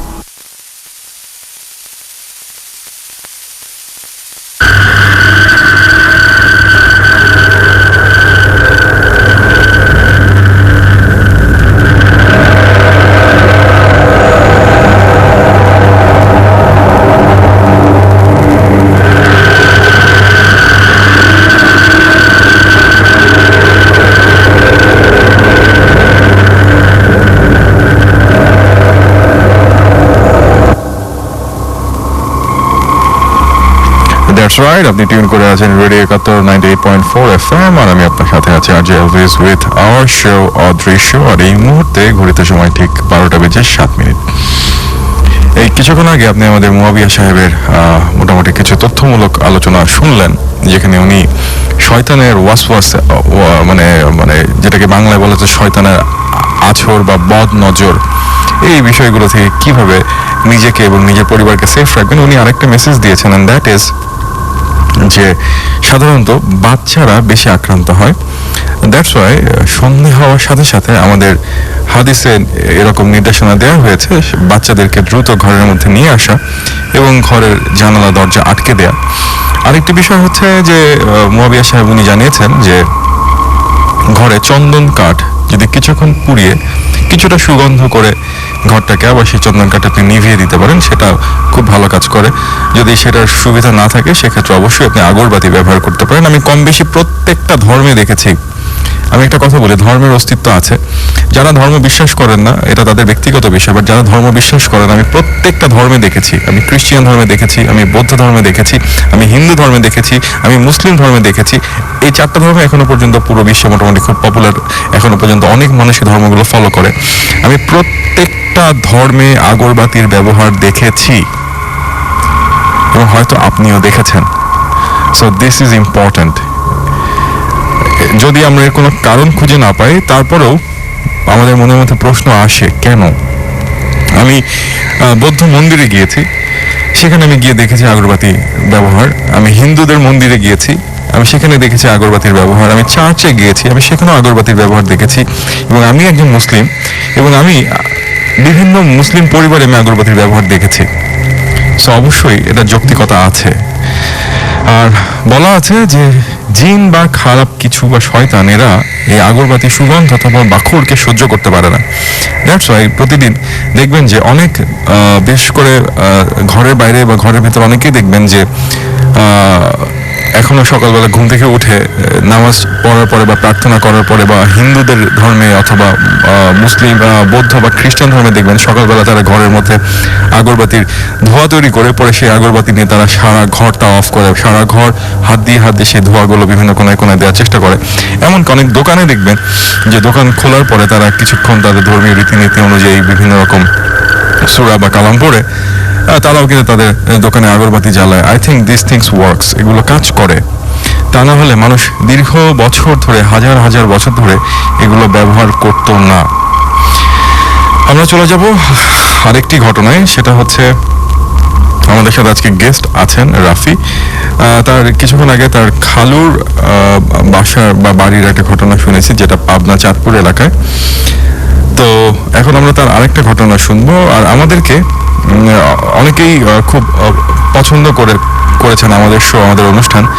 অনেক মাদ্রাসা ব্যাকগ্রাউন্ডের স্টুডেন্টও আমাদের শো রেগুলার শোনেন এবং তারা আমাদের গ্রুপে এবং আমাদেরকে ফেসবুক লাইভে কমেন্টে তারা আমাদেরকে জানান যে এখান থেকে তারা অনেক কিছু শিখছেন। তো এটা জানতে পেরে আমরা খুবই খুশি হয়েছি এবং চেষ্টা করবো আপনাদেরকে আরো ইনফরমেশন দেওয়ার জন্য। এখানে আমরা সবাইকে আরেকটি কথা জানিয়ে রাখি যে আমরা কিন্তু শুধুমাত্র আপনাকে ভয় পাওয়ানোর জন্য এই শোটা করছি না। যারা এই উদ্দেশ্যে আমাদের এই শো শুনেন সেক্ষেত্রে তাদেরকে বলবো যে হয়তো আপনারা কিছুটা ভুল করছেন। আমরা এখানে সত্যি বা সঠিক ঘটনাগুলো তুলে নিয়ে আসার চেষ্টা করি। যেমন আজকে রাফি আমাদেরকে জানালেন যে তার খালুর বাড়ির এলাকায় এরকম একটা পুকুর আছে যেটা এখনো পরিত্যক্ত, এবং সেখানে আমরা যাওয়ার চেষ্টা করব। সেটা আসলে কতটুকু সত্য সেই উদ্ঘাটনটা আমরা করার চেষ্টা করব এবং আপনারা সেটা জানবেন। সো যারা চেষ্টা করবেন আমাদেরকে ভুল ঘটনা লিখে পাঠানোর অথবা মিথ্যা ঘটনা লিখে পাঠানোর, তারা অবশ্যই আরেকবার ভেবে নেবেন। আমরা যখন ইচ্ছা তখন কিন্তু সত্যতা যাচাইয়ের জন্য চলে আসতেই পারি। সো খুব বেশি দেরি করছি না। আর অনেক প্রবাসী ভাই এবং বোনরা শুনছেন, আপনাদের সবাইকে অনেক ধন্যবাদ। আসলে এই টেকনোলজির যুগে আমরা যতই দূর দূরান্তে থাকি না কেন কিন্তু একসাথে গল্প করি, একই প্ল্যাটফর্মে একই সাথে একই সময়। বিষয়টা খুবই চমৎকার। তো চলে যাচ্ছি আমাদের আজকের অতিথি রাফি ভাইয়ের কাছে তার আরো একটি ঘটনা শোনার জন্য। রাফি ভাই। জি, এখন যে ঘটনাটা আমি শেয়ার করব এটা একটা মাদ্রাসার ঘটনা। তো ঘটনাটা আমার ফ্রেন্ডের কাছ থেকে আমি কালেক্ট করেছি আর কি। তো মাদ্রাসার লোকেশনটা একটু ছোট করে দিয়ে দিই। এটা হলো সাভার আশুলিয়া থানায় আর কি। এলাকার নামটা বলে দিই গৌরীপুর নামক এলাকায়। আর মাদ্রাসাটার নাম হলো জামিয়াতুল আবরার। জামিয়াতুল আবরার, হ্যাঁ। আচ্ছা। তো মাদ্রাসাটা 1996 সালে আর কি প্রতিষ্ঠিত হয়। তো ওখানে হওয়ার পরে তো প্রথমত অবস্থায় মোটামুটি মানে ছাইড দিয়ে ইট দিয়ে ঘর তুলে তার উপরে টিন দিয়ে আর কি মাদ্রাসা শুরু করা হয়। আর ওইখান থেকে যেহেতু অনেক আগে হয়েছিল মাদ্রাসা থাকা জায়গা থেকে নিয়ে অনেকটা দূরে আর কি ওয়াশরুম করা হয়েছিল, এবং গোসল করার জন্য আলাদা জায়গা অনেক একটু দূরে আর কি। তো মোটামুটি একটু সবকিছু দূরে দূরে করা হয়েছিল। আচ্ছা। আর মাদ্রাসার যে এলাকাটা, ওই এলাকাটা পুরোটা এলাকার মধ্যে শুধু কোনো বাড়িঘর ছিল না ওই সময়টা, শুধু মাদ্রাসাটাই ওখানে ছিল, এবং প্রথম ওই মাদ্রাসাটা এলাকার মধ্যে প্রতিষ্ঠিত হয়। তো প্রথম অবস্থায় ছাত্র খুব কম ছিল, হুজুরও খুব কম ছিল প্রথমত অবস্থায়, মানে 200-250 ছাত্র ছিল ওই সময়, আর শিক্ষক ছিল হয়তো 20-25 জন এরকম। তো প্রাথমিক অবস্থায় মাদ্রাসা খুব ভালোই যাচ্ছিল আর কি। তো একদিন হঠাৎ আর কি একটা ছাত্র রাত্রে বেলা ওয়াশরুমে যাওয়ার জন্য উঠে আর কি। আচ্ছা। তো সে উঠে তার পাশে যেজন থাকে আর কি, যে ঘুমাচ্ছিল, তাকে একটু মানে হেল্প করার জন্য ডাক দিচ্ছিল। সে ছোট মানুষ ছিল আর কি, যে আমি একটু ওয়াশরুমে যাবো, আমার সাথে একটু তুমি আসো। তো তখন ওই ছেলেটা বলে যে ভাই আমার তো খুব খারাপ লাগছে, তুমি যাও এখন। সে যেতে রাজি হয় না আর কি কোনো কারণে। তো সে সাহস করে একাই বের হয়ে যায়, আর যেহেতু ওয়াশরুমে যাবে তার খুব বেশি একটা চাপ ছিল সেই টাইমটাতে। তো সে একা উঠে ওয়াশরুমে চলে যায়। ওয়াশরুমে যাওয়ার পরে মানে পানি আরেক জায়গা থেকে নিতে হতো, যেহেতু যেখানে গোসল করতো আর কি, ওইখানে গোসলখানা থেকে পানি নিয়ে তাকে ওয়াশরুমে যেতে হতো আর কি। তো পানি নিয়ে ওয়াশরুমে চলে যায় যখন উনি, তো ওয়াশরুম থেকে যখন উনি বের হবে আর কি ওই ছাত্রটা, তখন হঠাৎ করে ফিল করে যে তার গেঞ্জিটা পিছন থেকে কেউ টেনে ধরলো। আচ্ছা। এবং সে অনেক ট্রাই করছে যে ওয়াশরুমের গেটটা খোলার জন্য, বাট পারছে না। যত শক্তি দিয়ে ট্রাই করছে কিন্তু সে গেটটা খুলতে পারছে না। তো সে অনেকক্ষণ ধরে ওই তার যে গেঞ্জিটা টেনে ধরে রাখা হয়েছিল ওটা থেকে ছোটার জন্য অনেক ট্রাই করলো, বাট সে পারছিল না। তো একটা সময় সে মানে সেন্সলেস হয়ে যাবে আর কি, এরকম অবস্থা, ভয়ে আর কি, যেহেতু ছোট মানুষ ছিল। তো ওই যে পিছন থেকে টেনে ধরা হয়েছিল তাকে, ওখান থেকে তাকে খুব জোরে ধাক্কা দেওয়া হয়, এবং সে ওয়াশরুমের যে গেটটা ছিল আর কি, যেহেতু টিন দিয়ে বানানো ছিল, গেটটা ভেঙে বাচ্চাটা বাইরে পড়ে যায় আর কি। আচ্ছা। তো ওখানে সেন্সলেস হয়ে যায়। তো আওয়াজ পাওয়ার পরে ভিতর থেকে যারা টিচার ছিল আর কি সবাই উঠে তাকে ধরে নিয়ে যাওয়া হয় ভিতরে। তখন তাকে পরের দিনে মানে জ্ঞান ফিরে আসে। তো আসার পরে তাকে জিজ্ঞাসা করা হয় আর কি, কী হয়েছিল কালকে গতকাল। তো সে পুরোটা খুলে বলার পরে আর কি তখন যে প্রিন্সিপাল ছিল আর কি, সে এই বিষয়টা নিয়ে একটু ঘাবড়িয়ে যায়, যেহেতু নতুন মাদ্রাসা ছিল ওটা, আর প্রাথমিক অবস্থাতে এরকম একটা সিচুয়েশনের প্রবলেম হবে, আজকে একজনের সাথে কালকে আরেকজনের সাথে হতেই পারে, এই জন্য সে বিষয়টা নিয়ে একটু পেরেশান হয়ে যায়। তখন সে করলো পুরা মাদ্রাসার যে এরিয়াটা ছিল ওটা বাউন্ডারি করা হলো, এবং তার কাটা দিয়ে আমরা যেভাবে ঘর বন্ধ করি সেইভাবে পুরো এরিয়াটাকে বন্ধ করে দিল, যাতে আর কোনো খারাপ জিন বা দুষ্ট জিন কাউকে ডিস্টার্ব না করতে পারে। তো ঠিক এইভাবে যাচ্ছিল আস্তে আস্তে, ওই সময় কোনো প্রবলেম হয় না। 2009 সালে আর কি, 2009 সালে মেবি আমার ফ্রেন্ড যখন সেখানে ভর্তি হয়, তখন ও বলে যে ওই সময়টা ছিল বর্ষাকাল আর কি, খুব বৃষ্টি হচ্ছিল। তো একদিন রাতে খুব পরিমাণে ঝড় হয়। আচ্ছা। তো আশেপাশে যেহেতু মানে একটু জঙ্গল টাইপ ছিল, গাছপালা ছিল, তো কিছু গাছ ভেঙে যে মাদ্রাসার যে বাউন্ডারিটা ছিল ওই বাউন্ডারির উপর পড়ে, এবং যে তার কাটাগুলো ছিল ওইগুলো সব ছিঁড়ে যাওয়ার কারণে যে বন্দুকটা দেওয়া হয়েছিল যাতে দুষ্টু শয়তান বা জিনরা কিছু না করতে পারে, ওটা কেটে যায়। কাটার পরে ওই দিন আর কোনো কিছু মেরামত করার সুযোগ হয় না, যেহেতু বর্ষাকাল ছিল। প্রাথমিক মাদ্রাসার ফান্ডে ওই পরিমাণ টাকা ছিল যে সাথে সাথে ওটা মেরামত করে ঠিক করবে। তো এর 2 দিন পর মাদ্রাসাটা ওই সময় একটু উন্নতি হয় আর কি, মাদ্রাসা একটা ভবন তৈরি করা হয় 3 তলার। তো এই ভবনে আমার এই ফ্রেন্ডটা থাকতো আর কি। আচ্ছা। তো সে রাত হঠাৎ 2টা কি 3টা বাজে তা ঘুম ভাঙে আর কি। ঘুম ভাঙার পরে সে যেটা ফিল করলো যে তার পাশে দিয়ে কেউ ঝাড়ু দিচ্ছে। আচ্ছা, ঝাড়ু দিচ্ছে। ঝাড়ু দিচ্ছে। তো এটা সে যখন সে তার একটা সন্দেহ হলো কেউ ঝাড়ু দিচ্ছে, তখন সে উঠলো না এবং শুয়ে থাকলো। যে সে মনে মনে ভাবলো কে এই ভালো, হয়তো কোনো ছেলে দিচ্ছে বা কে ঝাড়ুটা দিচ্ছে, অনেক ভালো, তাকে একটু দেখবো, আমি চিনবো। তো সেটা ভেবে সে তার মতো করে শুয়ে থেকে সে দেখছিল পাশে। তো সে যেটা দেখলো আর কি, যে কোনো আকৃতি বা কিছুই দেখা যাচ্ছে না, শুধুমাত্র এতটুকুই দেখা যাচ্ছে যে ঝাড়ু দেওয়া হচ্ছে, ঝাড়ুটা দিয়ে, কিন্তু কে বা কে দিচ্ছে বা ঝাড়ুটা কে ধরে আছে, মানে ঝাড়ুটা নিজেই নড়ছে আর কি, এরকম মনে হচ্ছে। এমনটা হচ্ছে, দেখা যাচ্ছে মানে কেউ আছে ওটা দেখা যাচ্ছে না, কিন্তু ঝাড়ুটা নিজে ঝাড়ু দিচ্ছে এরকম দেখা যাচ্ছে। তো সে এটা দেখার পরে খুব মানে ভয় পেয়ে যায় এবং সে উঠে না। এখন ঝাড়ুটা যখন দিয়ে সে রুম থেকে বের হয়, ওই ঝাড়ুটা রুম থেকে বের হয়ে যায় আর কি, তখন সে তার মাথার কাছে যে জানলা ছিল আর কি, জানলা দিয়ে খেয়াল করলো যে পুরা বারান্দাটা ঝাড়ু দেওয়া হয়। সামনের যে বারান্দা ছিল, বারান্দা ঝাড়ু দেওয়ার পরে, তো মাদ্রাসার স্টুডেন্ট একটা নিয়ম থাকে যে আমরা খাবার খেয়ে প্লেটগুলো আমরা এক জায়গায় করে রাখি, এবং এই খাবারের প্লেটগুলি আবার যে সুন্নত তরিকা যে দস্তরখানার উপর খাবার খাওয়া হয়, এই দস্তরখানা খাবারের প্লেট বা বন প্লেট বা এই যে তো যা কিছু থাকে সব বারান্দার এক পাশে রেখে দেওয়া হয়। তো পরবর্তী দেখলো যে ঝাড়ু দেওয়া শেষ হওয়ার পরে সে ওই ঝাড়ুটা রেখে ওই প্লেটগুলি মানে দেখা যাচ্ছে একইভাবে কেউ মানে ধরে উঁচু করলে যেরকম মানে প্লেটগুলি ধরে নিয়ে গেলে যেরকম দেখা যায় আর কি, যে মনে হচ্ছিল যে কেউ প্লেটগুলি ধরে উঁচু করে নিয়ে ওয়াশরুমের দিকে যাচ্ছিল। বলেন কি? ওয়াশরুমে যাওয়ার পরে দেখা যায় প্লেটগুলি ধুচ্ছে, পানি ছাড়লো, আওয়াজও হচ্ছে, প্লেটগুলি ধোয়ার এরকম আওয়াজ। এর প্রায় 10 মিনিট পরে এরকম আওয়াজ হচ্ছিল। 10 মিনিট পরে প্লেটগুলি আবার ওখানে এনে রেখে দেওয়া হলো। রেখে দেওয়ার পরে যে দস্তরখানা যেটা ছিল ওটাও সে মানে ধোয়ার জন্য দেখা গেল যে নিয়ে যাচ্ছে, কে বা এরকম কিছু দেখা যাচ্ছে না, কোনো আকৃতি দেখা যাচ্ছে না, দেখা যাচ্ছে যে মনে হচ্ছিল যে দস্তরখানা যে নিজে নিজে চলে যাচ্ছে উড়ে উড়ে, এরকম মনে হচ্ছিল। তো এই দস্তরখানা এরকম ধোয়া হয়, ধোয়ার পর সেম জায়গাতে রাখা হয়। তো এটা দেখার পরে সে খুব ঘাবড়ে যায় এবং ওই দিন আর ওদিক কোন দিক তাকায় না, উনি ওনার মতো করে শুয়ে ঘুমিয়ে যায়। তো সকালবেলায় উঠে উনি এটা ওনার প্রিন্সিপাল যে শিক্ষক থাকে তার কাছে যে বলে। তো প্রিন্সিপাল হুজুর যেটা বলে আর কি, যে তুমি যে জিনিসটাকে কালকে দেখেছো সেটা একটা ভালো জিন ছিল, এমনকি এটা এই মাদ্রাসার একজন স্টুডেন্ট। আচ্ছা।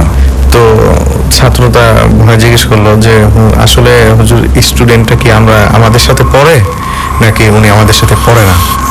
তো হুজুর যেটা বললো আর কি, যে ও স্বাভাবিকভাবে তোমাদের সাথে পড়ে না, আমার কাছে একইভাবে এরকম 5 জন ওই সময় আর কি, ওর থেকে যেটা বললো আর কি 5 কি 6 জন জিন স্টুডেন্ট হুজুরের কাছে রাত্রে একাকি পড়তো, এবং যে বা যারা তাদের পড়াগুলি দেখতো এবং হুজুর যখন তাদেরকে পড়াতো আর কি, তখন তাদেরকে অফিস রুমে পড়াতো, যে একান্ত রুম যেটা আর কি, ওখানে পড়াতো।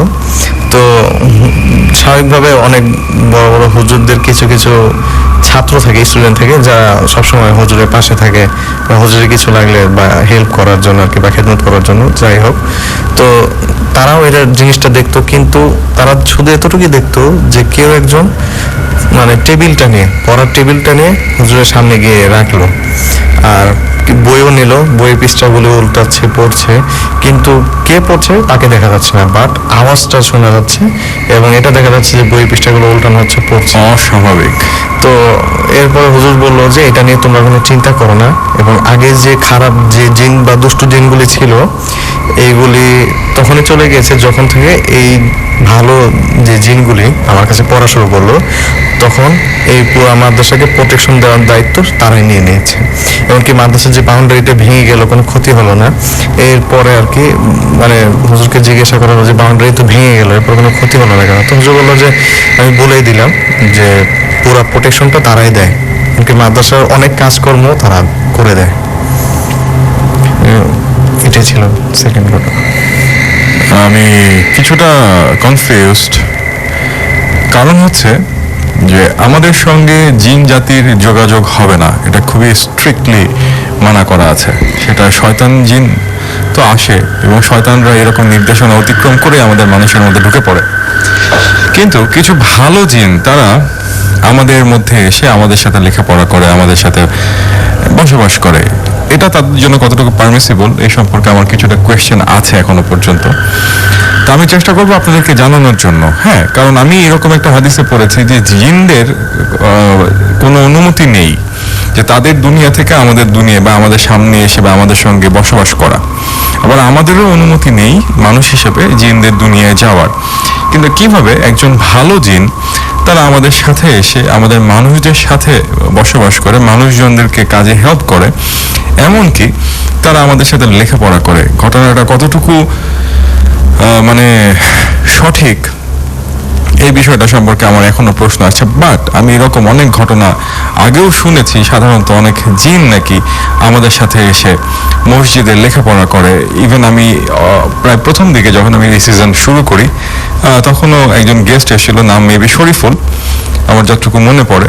তো তিনিও বলেছিলেন যে তাদের মাদ্রাসায় নাকি এরকম তিনি একবার দেখেছিলেন যে কোনো এক জিন তাদের সঙ্গে থাকতো। কিন্তু যতই আমি আপনাদের সঙ্গে এই শো দীর্ঘায়িত করছি ততই আমি নানা বিষয় নিয়ে আমার এক্সপিরিয়েন্স হচ্ছে, আমাকে নিজেকে স্টাডি করতে হচ্ছে। তো সেক্ষেত্রে আমার মধ্যেও নানা রকম প্রশ্ন উদয় হচ্ছে, হয়তো ঠিক এমন প্রশ্নগুলো আপনাদের মধ্যেও উদয় হয়। সো আমি চেষ্টা করব এই ঘটনা আসলেও কতটুকু সত্য হতে পারে, যারা এই বিষয়ে আলেম আছেন বা এক্সপার্ট আছেন তাদের সঙ্গে কথা বলে। তো আমি আর খুব বেশি দেরি করব না। আজকে আমাদের সাথে একটা বিষয় আমরা মোটামুটি গত এক সপ্তাহ ধরে আমাদের যে গ্রুপ আছে ফেসবুকে, অ্যান্ড দ্যাট ইজ অদৃশ্য অফিসিয়াল বাই রেডিও ৭১, সেখানে আমরা প্রচারণা করেছি যে আমরা অবশ্য আগে জিজ্ঞেস করে নিয়েছি আমাদের লিসেনারকে বা আমাদের গ্রুপ মেম্বার যারা আছে তারা দাজ্জালের ফিতনা সম্পর্কে কথা শুনতে চায় কিনা বা এই সম্পর্কে কোনো ঘটনা বা কোনো বিষয় বস্তুর আলোচনা শুনতে চায় কিনা। তো তারা অনেকেই জানিয়েছেন হ্যাঁ তারা শুনতে চায়, কিন্তু এই বিষয়টা একটু সিরিয়াস।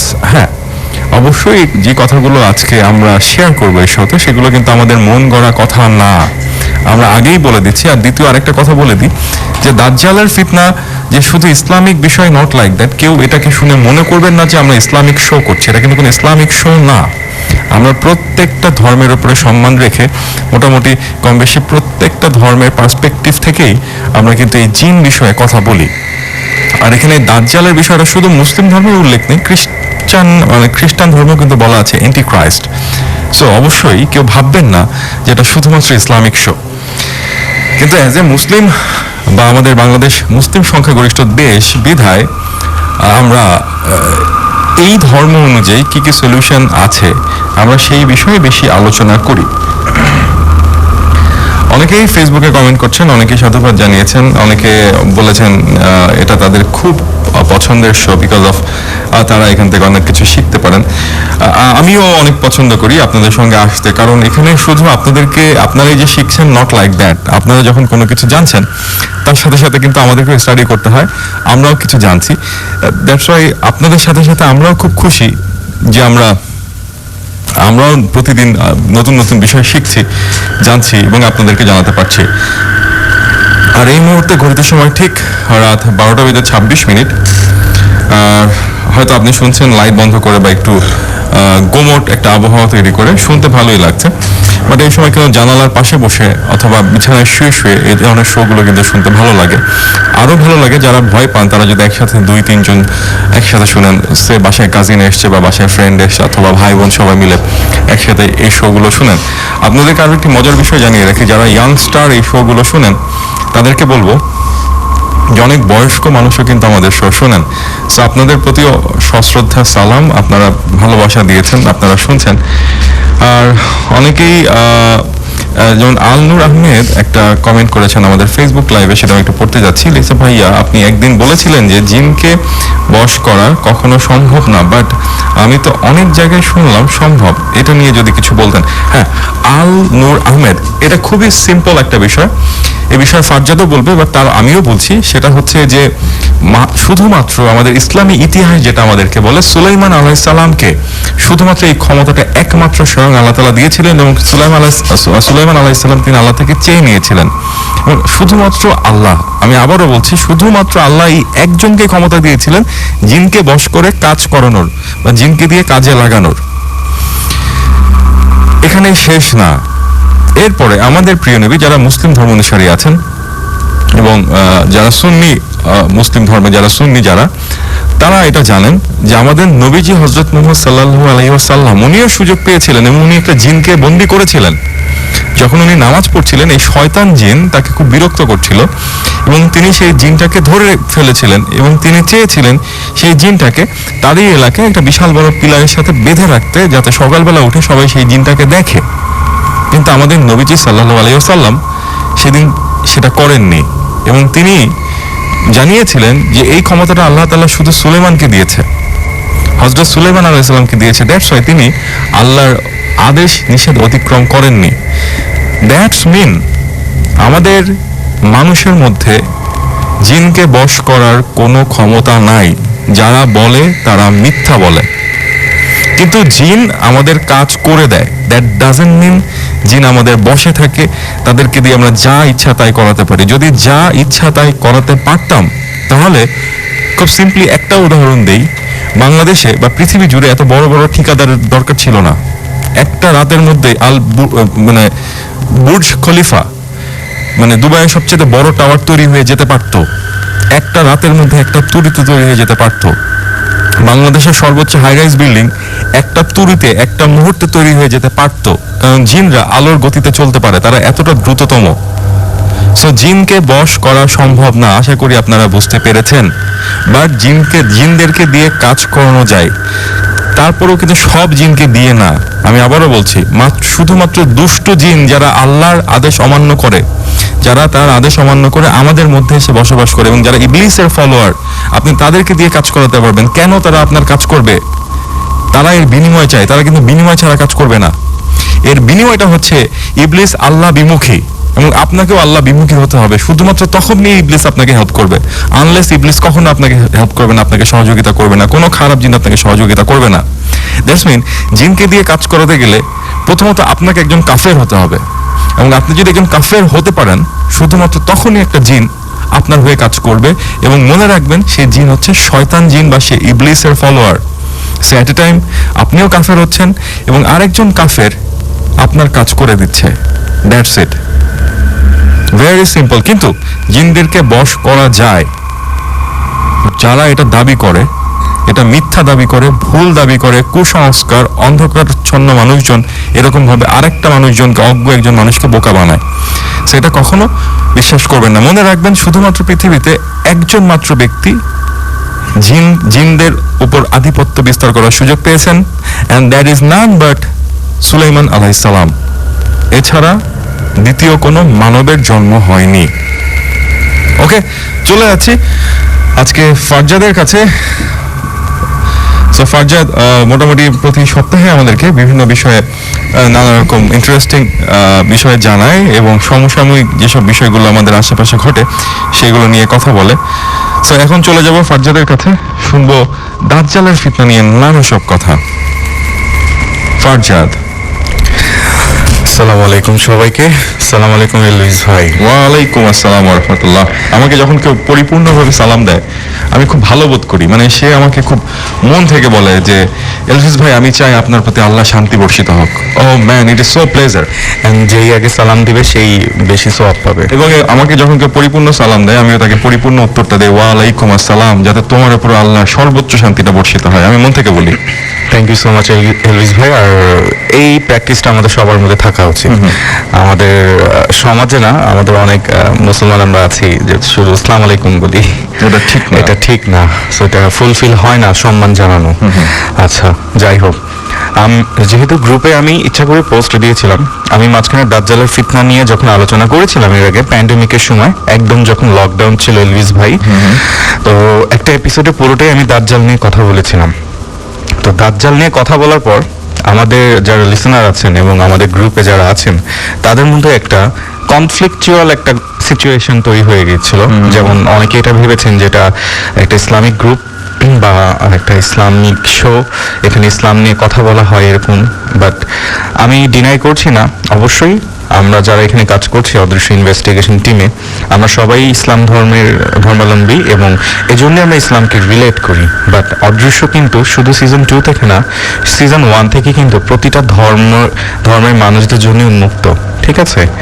আর দাজ্জালের ফিতনা নিয়ে কথা বলার আগে আমি দুইটা জিনিস আপনাদেরকে ক্লিয়ার করে দিতে যাচ্ছি। তার সাথে আরেকটা জিনিস একটু ক্লিয়ার করে দাও। অনেকেই আমাদের গ্রুপে জয়েন করতে চাচ্ছে এবং অনেকেই তাদের ঘটনাগুলো শেয়ার করতে চাচ্ছে। নাবিলা নামে একজন কমেন্ট করেছে, সে তার পরিবারের সাথে বা তার সাথে ঘটা কিছু ঘটনা শেয়ার করতে চায়। আচ্ছা, তো সেক্ষেত্রে তুমি যদি তাকে একটু গ্রুপে আচ্ছা, তো সেই ক্ষেত্রে ডিয়ার লিসেনার, আপনারা যারা নতুন শুনছেন, আপনারা যেটা করতে পারেন, আমাদের একটি গ্রুপ আছে, ফেসবুকে সার্চ অপশনে গিয়ে সার্চ করবেন ODRISSHO অদৃশ্য, পাশে দেখবেন বাংলা একটা অদৃশ্য লেখা আসবে, এরপর অফিসিয়াল রেডিও 71। এই শুধুমাত্র এটাই আমাদের অদৃশ্য অফিসিয়াল গ্রুপ। এখানে আপনি জয়েন করবেন এবং সেখানে আপনি আপনার ব্যক্তিগত ঘটনা যদি আপনি পোস্ট করতে চান করবেন। যদি সেটা পোস্ট করার মতো আমাদের রুলস রেগুলেশন মেনটেন হয়ে থাকে, সেক্ষেত্রে আমি অ্যাপ্রুভ করব। এছাড়াও অনেকে আছেন আপনারা চান না আপনাদের ঘটনাটা বা পারিবারিক ঘটনা বা আপনার ব্যক্তিগত ঘটনা সবাই জানুক, সেক্ষেত্রে আপনারা মেইল করতে চান আমাদেরকে। সো মেইলের অপশনটা আমি বলে দিচ্ছি, ODRISSHO2020@gmail.com। এটা আমাদের অদৃশ্য অফিসিয়াল ইমেইল। আপনি সেখানে আপনার ঘটনা আমাদেরকে পাঠাতে পারেন। ওকে। আর আজকে আমাদের দাজ্জালের ফিতনা নিয়ে কথা বলা শুরু করার আগেই অলরেডি একটা প্রশ্ন চলে এসেছে। আচ্ছা, সেটা হচ্ছে জ্যাক ইশরাক। আচ্ছা। উনি আমাদের ফেসবুক লাইভে উনি জি। এই কমেন্ট করে উনি জানতে চেয়েছেন যে ভাই, আমি অ্যান্টিক্রাইস্ট সম্পর্কে একটা কোয়েশ্চেন করতে চাই। অবশ্যই। আমি রিসার্চ করে জানতে পেরেছি এই ওয়ার্ল্ডে অনেক গ্রুপ, পলিটিশিয়ান এন্ড সেলিব্রিটিরা এই অ্যান্টিক্রাইস্ট ও দাজ্জালের জন্য কাজ করে। তারা ব্ল্যাক ম্যাজিক করে লাইফে সাকসেস আর্ন করে, আর দাজ্জালের হয়ে many anti Islamic blasphemy and satanism promote করে। ব্যাফোমেট মেবি উনি মিন করেছেন, ব্যাফোমেট। আচ্ছা, and is it true? It's definitely 100% true because of not only over the world, আমাদের বাংলাদেশে এরকম অনেকেই আছেন যারা সিক্রেট সোসাইটির সাথে ইনভলভ ডিরেক্টলি, বাট আমি সঙ্গত কারণে সেই সকল অর্গানাইজেশন বা পার্সনদের নাম আমি বলতে চাচ্ছি না। এটা ডে বাই ডে আপনারা রিভিল করবেন। সো আপনি যেটা চিন্তা করছেন এক্স্যাক্টলি তাই কিন্তু হচ্ছে। আর যে বিষয়গুলো নিয়ে আমি আপনার এই কোয়েশ্চেনের অ্যান্সারটাই আমি দিতাম শোর লাস্টে, বাট তারপর আমি যেহেতু করেছেন আমি শুরুতেই বলে দিলাম। তার আগে আমি বলে দিই, দাজ্জালের ফিতনা বলার আগে আপনারা কেউই ভাববেন না যে কথাগুলো আজকে আমি বলবো আপনাদের অনেকেরই পছন্দ হবে না, আপনারা অনেকেই মেনে নিতে চাবেন না, এটা আপনাদের একান্তই ব্যক্তিগত ব্যাপার। বাট আমরা রেফারেন্স ছাড়া কোনো কথা বলি না। এক্স্যাক্টলি। আর আরেকটা বিষয় হচ্ছে দাজ্জালের ফিতনা, দাজ্জাল চলে এসেছে, দাজ্জাল অমুক জায়গায়, দাজ্জাল তমুক জায়গায়, এরকম ইউটিউবে আমরা অনেক ভিডিওস দেখেছি। আবার অনেকে বলে যে দাজ্জাল নাকি পাশের বাসার ভাবির সাথেও থাকে, অনেকে বলেছে। এক্স্যাক্টলি। সো এই ধরনের যেসব স্প্যামগুলো যেগুলো আসছে প্রতিনিয়ত আপনারা ফলো করছেন, কেন করছেন? কারণ সোশ্যাল মিডিয়াতে এগুলো স্প্রেড আউট হচ্ছে। কারা স্প্রেড আউট করছে? কারা স্প্যামারগুলো ছড়াচ্ছে? যারা সিক্রেট সোসাইটি মেনটেন করে। ইসলাম আপনাকে অনেকগুলো দিক নির্দেশনা দিয়েছে যে কখন দাজ্জাল আসবে বা আবির্ভাব হবে, তার কিন্তু আমি বলবো 30% এখনো ফুলফিল হয়নি। কিছু হয়েছে, মাইনর যে সাইনগুলো সেগুলো অলরেডি আমরা দেখেছি এবং ফেস করছি, সেগুলো নিয়ে আমি আজকে কথা বলবো। বাট মেজর যে সেই সাইনগুলো এখন অনেক দূরে। বিকজ অফ নবীজি বলে গিয়েছেন দাজ্জাল আসার পূর্বে 30 জন ফেক দাজ্জালের আবির্ভাব হবে এবং এই 30 জনই ইন্ডিভিজুয়ালি তারা ক্লেম করবে আই এম দ্য মেসায়া, আমি হচ্ছি তোমাদের নবী, আমি তোমাদের সবকিছু। এই হাতে গনে 30 জন এরকম ফেক দাজ্জাল আসবে। আচ্ছা, এই ফেক দাজ্জালগুলোর সাথে কি ইলুমিনাতির কোনো সম্পর্ক আছে? Illuminati it's a organization, it's a huge organization যাদের সাথে কাজ করছে। ওই যে একটু আগে ভাইয়া বললো, অনেক পলিটিশিয়ান ওয়ার্ল্ড ওয়াইড, অনেক বিজনেস অর্গানাইজেশন তাদেরকে ফান্ড দিচ্ছে, অনেক সেলিব্রিটি তাদেরকে ফলো করছে। সাচ এজ আমি একজনের নাম বলেই দিই, ম্যাডোনা। আপনার ম্যাডোনার যখন কনসার্ট গুলো দেখবেন, আপনি দেখবেন ম্যাডোনা যখন ও স্টেজ পারফর্ম করে, ও কিন্তু স্টেজ পারফর্ম কিন্তু স্যাটানিজমের জন্য করে। সো এগুলো ইউটিউবে সার্চ করলে আপনি পেয়ে যাবেন, বাট এগুলো ভিজিবল। আজকে যে কথাগুলো বলবো এগুলো ইনভিজিবল, এগুলো আপনার আমার বুঝতে হবে, এগুলো বোঝার আছে, এগুলো বুঝতে হবে। আর আমি শুরুতেই এলভিস ভাই একটু আগে বলে দিয়েছেন যে আমাদের প্রোগ্রাম কিন্তু অনেক বাবা মারাও শুনেন, তাদেরকে সালাম আমাদের ইনভেস্টিগেশন টিমের পক্ষ থেকে। আমি চাই বাবা মারা এগুলো শুনুক, তাদেরও সচেতন হওয়ার দরকার আছে, কারণ এগুলো যেহেতু আমরা জানছি, শুধু আমরা কেন জানবো, রেডিও 71-এর মাধ্যমে, অদৃশ্যের মাধ্যমে আমরা আপনাদের সবার মাঝে ইনফরমেশনগুলো পৌঁছিয়ে দিব, জাস্ট অ্যালার্ট করার জন্য। তো আজকে যে কথাগুলো আমি বলতে যাচ্ছি আপনাদের অনেকে ভালো নাও লাগতে পারে, এটা আপনাদের ব্যক্তিগত ব্যাপার, বাট আমাদের দায়িত্ব সঠিকটা আপনাদের কাছে পৌঁছানো। আচ্ছা, ফার্স্ট অফ অল যারা মার্কেটিং এর আরেকটি কোশ্চেন, নীরব দত্ত টুটুল, আচ্ছা। উনি ইসলাম ধর্মের অনুসারী না, যতগুলো নাম শুনে বুঝছি। তো দাজ্জাল কি উনি জানতে চাচ্ছে? দাজ্জাল হচ্ছে অ্যাকর্ডিং টু ইসলাম পৃথিবীর লাস্ট ভিজিবল শায়াতিন যে আসবে, যে আমাদের কোরআনকে ভায়োলেট করার চেষ্টা করবে, যে ইসলামকে ভায়োলেট করার চেষ্টা করবে, এবং সে যখন আসবে তার প্রথম বছরেই পৃথিবীতে তখনকার সময় যারা ইসলামিক স্কলার থাকবে তাদেরকে খুন করে ফেলবে, তাদেরকে মেরে ফেলা হবে, যাতে করে ইসলাম প্রচার বন্ধ হয়ে যায়। সো দাজ্জাল এমন একটা, এটা একটা অভিশপ্ত একটা নাম, এটা অভিশপ্ত একটা প্রাণী আমি বলবো, যে প্রাণীটা ইসলাম ধর্ম এবং অনেক ধর্ম ভায়োলেট করবে। সো ইউ শুড নো, এবং আপনি যদি আরো বিস্তারিত জানতে চান আপনাদের ধর্মীয় গ্রন্থে ভগবত গীতায় হয়তো লেখা আছে, আই ডোন্ট নো, বাট আপনি একটু সার্চ করে নেবেন। আর এর থেকে আরো বেশি জানতে চাইলে কোনো মন্দিরের পুরোহিতের কাছে আপনি চলে যাবেন। আচ্ছা, তো যে বিষয়গুলো নিয়ে আমি কথা বলবো, আমরা দেখেন সবাই জানি, এখানে এত লিসেনার শুনছেন, আপনারা সবাই জানেন দাজ্জাল কি, দাজ্জাল কোথা থেকে আসবে, দাজ্জাল কেন আসবে, দাজ্জালের মোটিভগুলো কি, এগুলো আমরা সবাই জানি, সবাই আমরা জানতে পারি, কারণ এগুলো ভিজিবল। উইকিপিডিয়া গেলেই জানতে পারি, ইউটিউবে গেলেই আমরা জানতে পারছি, but there are some topics, there are some incidents happening every time, every day, every hour, এগুলো আমাদের চোখের সামনে আসছে। দেখেন, কোনো বড় কিছু একটা ঘটনার আগে ছোট ছোট অনেক ঘটনা ঘটে, বা কোনো বড় ধরনের একটা অর্গানাইজেশন মেনটেন করতে হলে ছোট ছোট অনেক অর্গানাইজেশনের সাপোর্ট লাগে। দাজ্জালের ফিতনা যে বিষয়টা, এটা আমাদের লাইফস্টাইলে চলে এসেছে। লাইফস্টাইলটা কি? যেমন ফর এক্সাম্পল দিই, আমি জানি হয়তো আপনারা অনেকে অ্যাগ্রি করবেন না, বাট অ্যাগ্রি করতে হবে, একটু ঠান্ডা মাথায় চিন্তা করবেন শেষ করে। ফর এক্সাম্পল আমার ব্যক্তিগত একটা উদাহরণ দিই। হ্যাঁ, গত বছর না, আমাদের বাংলাদেশে যে বিপিএল খেলা হয় আমরা সবাই দেখি খুব আগ্রহ নিয়ে। বিপিএল এর কথা কেন তুললাম? যে কোনো স্পোর্টস সবচেয়ে বেশি টিআরপি থাকে স্পোর্টসে,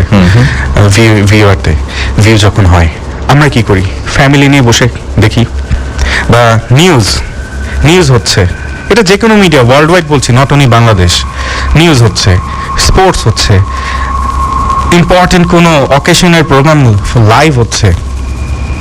এই যে যখন এই প্রোগ্রামগুলো লাইভে কিছু সামাজিকমূলক আমাদের কিছু টিভি কমার্শিয়াল দেখানো হয়, এই কমার্শিয়ালগুলো কি আমি ইনডিরেক্টলি বলছি, আপনারা বুঝে নেবেন। আমাদের ইসলাম ধর্মে নবীজি, সাহাবীরা, তাবেঈন এরপর থেকে যারা এসেছেন, যারা ইসলাম প্রচার করেছেন, ইভেন আমাদের কোরআন যেটা, it's a constitution for us, আমরা যারা মুসলমান ধর্মের, এই কনস্টিটিউশনে আল্লাহ বলে দিয়েছেন what to do and what not to do, আমরা কি করতে পারি, কি করতে না পারি, কোনটা করা উচিত, কোনটা করা উচিত না। তার মধ্যে এই কথাগুলো কেন বলছি, কিছু জিনিস সেই আমল থেকেই কিন্তু ইনভিজিবল বা প্রাইভেট কিছু বিষয়, প্রাইভেট বা প্রাইভেসি বলে একটা বিষয় যে আমরা বুঝি, এই প্রাইভেট বিষয়টাই হচ্ছে ইসলাম অনেক মেনটেন করছে এবং করে যাবে। এই প্রাইভেট খুব প্রাধান্য দেওয়া হয়েছে, যেমন হাজব্যান্ড ওয়াইফের রিলেশন, এটা কিন্তু একটা প্রাইভেট রিলেশন, এবং এর সঙ্গে সম্পৃক্ত সবকিছুই প্রাইভেট। বাট আমাদের সমাজ, আমাদের সোসাইটি, আমাদের গ্রুপ অফ কমিউনিটি, তারা প্রমোট করছে যে ওপেন, এটা ওপেন বুকের মতো হওয়া উচিত। এগুলো বাচ্চারা থেকে শুরু করে একটা বৃদ্ধ বয়সের মানুষের চোখে চলে আসছে। ফর এক্সাম্পল আমি আরেকটু ভেঙে বলি, আপনারা বুঝে নেবেন, সেক্স এডুকেশন, হ্যাঁ এক্স্যাক্টলি, ওপেন করা হয়েছে, অনেক এতটাই ওপেন করা হয়েছে যেটা একটা প্রাইভেট বিষয়, সেটা আপনি টিভি কমার্শিয়াল বানাচ্ছেন, এটা আমি ওয়ার্ল্ড ওয়াইড, আমি আবারও বলছি, সারা বিশ্বের মিডিয়া নিয়ে আমি বলছি, নট অনলি বাংলাদেশ, এভরিওয়্যার। এটা সব ধর্মের মানুষদের জন্য এই কথাগুলো, যারা খ্রিস্টান ধর্মাবলম্বী, অ্যান্টি ক্রাইস্ট আপনারা বিশ্বাস করেন, so you have to understand. বিষয়টা হচ্ছে এই যে কমার্শিয়ালগুলো বানানো হচ্ছে, যেমন ফর এক্সাম্পল আমি আমার বাবার সাথে একদিন বসে খেলা দেখছি, খেলা দেখার ড্রিঙ্কস ব্রেকে এমন কিছু টিভি কমার্শিয়াল চোখের সামনে চলে আসে যে বিব্রতিকর অবস্থায় আমি পড়ে যাই। এটা শুধু আমি ফারজাদ না, আপনারা নিজে চিন্তা করেন, আপনারা কি এই সমস্যা ফেস করেছেন ফর কখনো? এক্সাম্পল আপনি আপনার বাবা মার সাথে বসে টিভি দেখছেন, এমন একটা কমার্শিয়াল চলে আসলো, এমন একটা অ্যাড চলে আসলো, হয় আপনার বাবা মা অন্যদিকে মুখ ঘুরিয়ে আছে, অথবা তারা রিমোট দিয়ে চ্যানেল চেঞ্জ করে দিল, অথবা আপনি সেখান থেকে উঠে চলে আসলেন। এরকম সিচুয়েশনে কিন্তু আপনি অনেকবার পড়েছেন, আমিও অনেকবার পড়েছি। আমিও পড়েছি এবং অনেক লিসনাররাই হয়তো পড়েছেন। আপনারা নিজের একটু চিন্তা করে দেখেন। এখন আমরা কিন্তু এটার এগেনস্টে না, হ্যাঁ সচেতনতা দরকার আছে, বাট ইন প্রাইভেট যে প্রাইভেট বিষয়গুলো প্রাইভেট ছিল এত বছর, সেই বিষয়গুলো এত ওপেন করে দেওয়ার মানে নাই। এখন দেখা যাচ্ছে একটা স্কুলের বাচ্চাও অ্যাডাল্ট কন্টেন্ট সে জানে। এই যে পর্নোগ্রাফি আপনারা যে এই যে বাচ্চাদের মধ্যে ছড়িয়ে গিয়েছে, স্ট্যান্ডার্ড 5-6 এর বাচ্চারা স্মার্টফোনে যে কন্টেন্টগুলো তারা স্টোর করছে, সে আমরা তো আমাদের সময় এলুইজ ভাই, আমরা তো সেলফোনই ছিল না। আচ্ছা, যুগের বিবর্তনে, কালের বিবর্তনে টেকনোলজি চেঞ্জ হচ্ছে, ইজি হচ্ছে, চিপার হচ্ছে, উই ক্যান ইউজ সেলফোন, আমরা স্মার্টফোন রাখতে পারি, কেউ না করেনি, কিন্তু কন্টেন্টগুলো কি রাখছি, কি জিনিসগুলো শিখছি, দিস ইজ ইম্পর্টেন্ট। এখন দেখেন এই মডার্ন জেনারেশন, এই যে বাচ্চাদেরকে বা স্কুল কলেজে পড়ুয়া যে বাচ্চাগুলো, এদের মাথায় ঢুকিয়ে দেওয়া হচ্ছে হোয়াট ইজ অ্যাডাল্ট কন্টেন্ট। আপনি ভদ্রভাবে টিভি কমার্শিয়ালে দেখছেন, এমন কিছু অ্যাডভার্টাইজমেন্টগুলো চলে আসছে যেগুলো ওদেরকে চিন্তা করতে বাধ্য করছে। অথচ এখন অনেকেই বলতে পারেন আমাকে যে ভাই এগুলো যদি না প্রচার করা হয় মানুষ জানবে কি করে। এখানে একটা কেউ যদি আমাকে এই কোশ্চেনটা করেন, আমি তাকে অ্যান্সারটা দেবো এটা, কেন আজ থেকে 20 বছর আগে আমাদের মা দাদিরা কিভাবে জিনিসটা মেনটেন করেছেন? তাহলে তাদেরকে কোনো টিভি কমার্শিয়ালের দরকার ছিল নাকি তাদের কোনো মানে খুব ওপেন বুকস টাইপের বা ওপেনলি এটা ডিসকাশন করার কোনো প্রয়োজন ছিল? সে সময় তাদের সেক্স এডুকেশনের দরকার ছিল। এক্স্যাক্টলি, বা কোনো পরিবার, সব পরিবারের বাচ্চা, ছোট একটা 5 বছরের বাচ্চা সহ আবার মুরব্বী টাইপের মানুষদের সামনে এগুলো উপস্থাপন করা হয়েছে। এরকম কি হয়েছে? কি অবশ্যই হয়নি। চিন্তা করেন, আস্ক ইউর প্যারেন্টস প্লিজ, তাদেরকে চিন্তা করেন যে আমরা যেসব জিনিস এডুকেশন বলে যেগুলো আমাদের ব্রেইনে ঢুকিয়ে দেওয়া হচ্ছে, যেগুলো দিয়ে আমাদের ব্রেইনকে এঙ্গেজ করা হচ্ছে রাদার দেন থিঙ্কিং আদার প্রোডাক্টিভ থিংস, আমরা এই জিনিসগুলো নিয়ে বেশি চিন্তা করছি। এবং সোশ্যাল মিডিয়ার যে মানে যেগুলো আমরা ইউজ করছি, তাহলে আপনি লাস্ট 10 ইয়ার্সের কথা চিন্তা করেন, বেশি দূর যাব না, গত 10 বছর আগে 2010 সালে কি এতটা এরকম ছিল? এই যে কিছুদিন আগে কিছু আমাদের কোথাকার কি একটা ছেলে রাস্তা বন্ধ করে তারা গান বাজনা করছিল এবং পরে মারধর করলো দুজন সম্মানী ব্যক্তিকে, তাকে ধরা হলো, ইঞ্জিনিয়ার এবং একজন ডাক্তার, মাথা ফাটা দেওয়া হয়েছে। তা এই যে ছেলেগুলো, এই যে স্ট্যাটাসলেস যে ছেলেগুলো যে সমাজে এভাবে উঠে আসছে, তারা বাংলাদেশকে রিপ্রেজেন্ট করছে।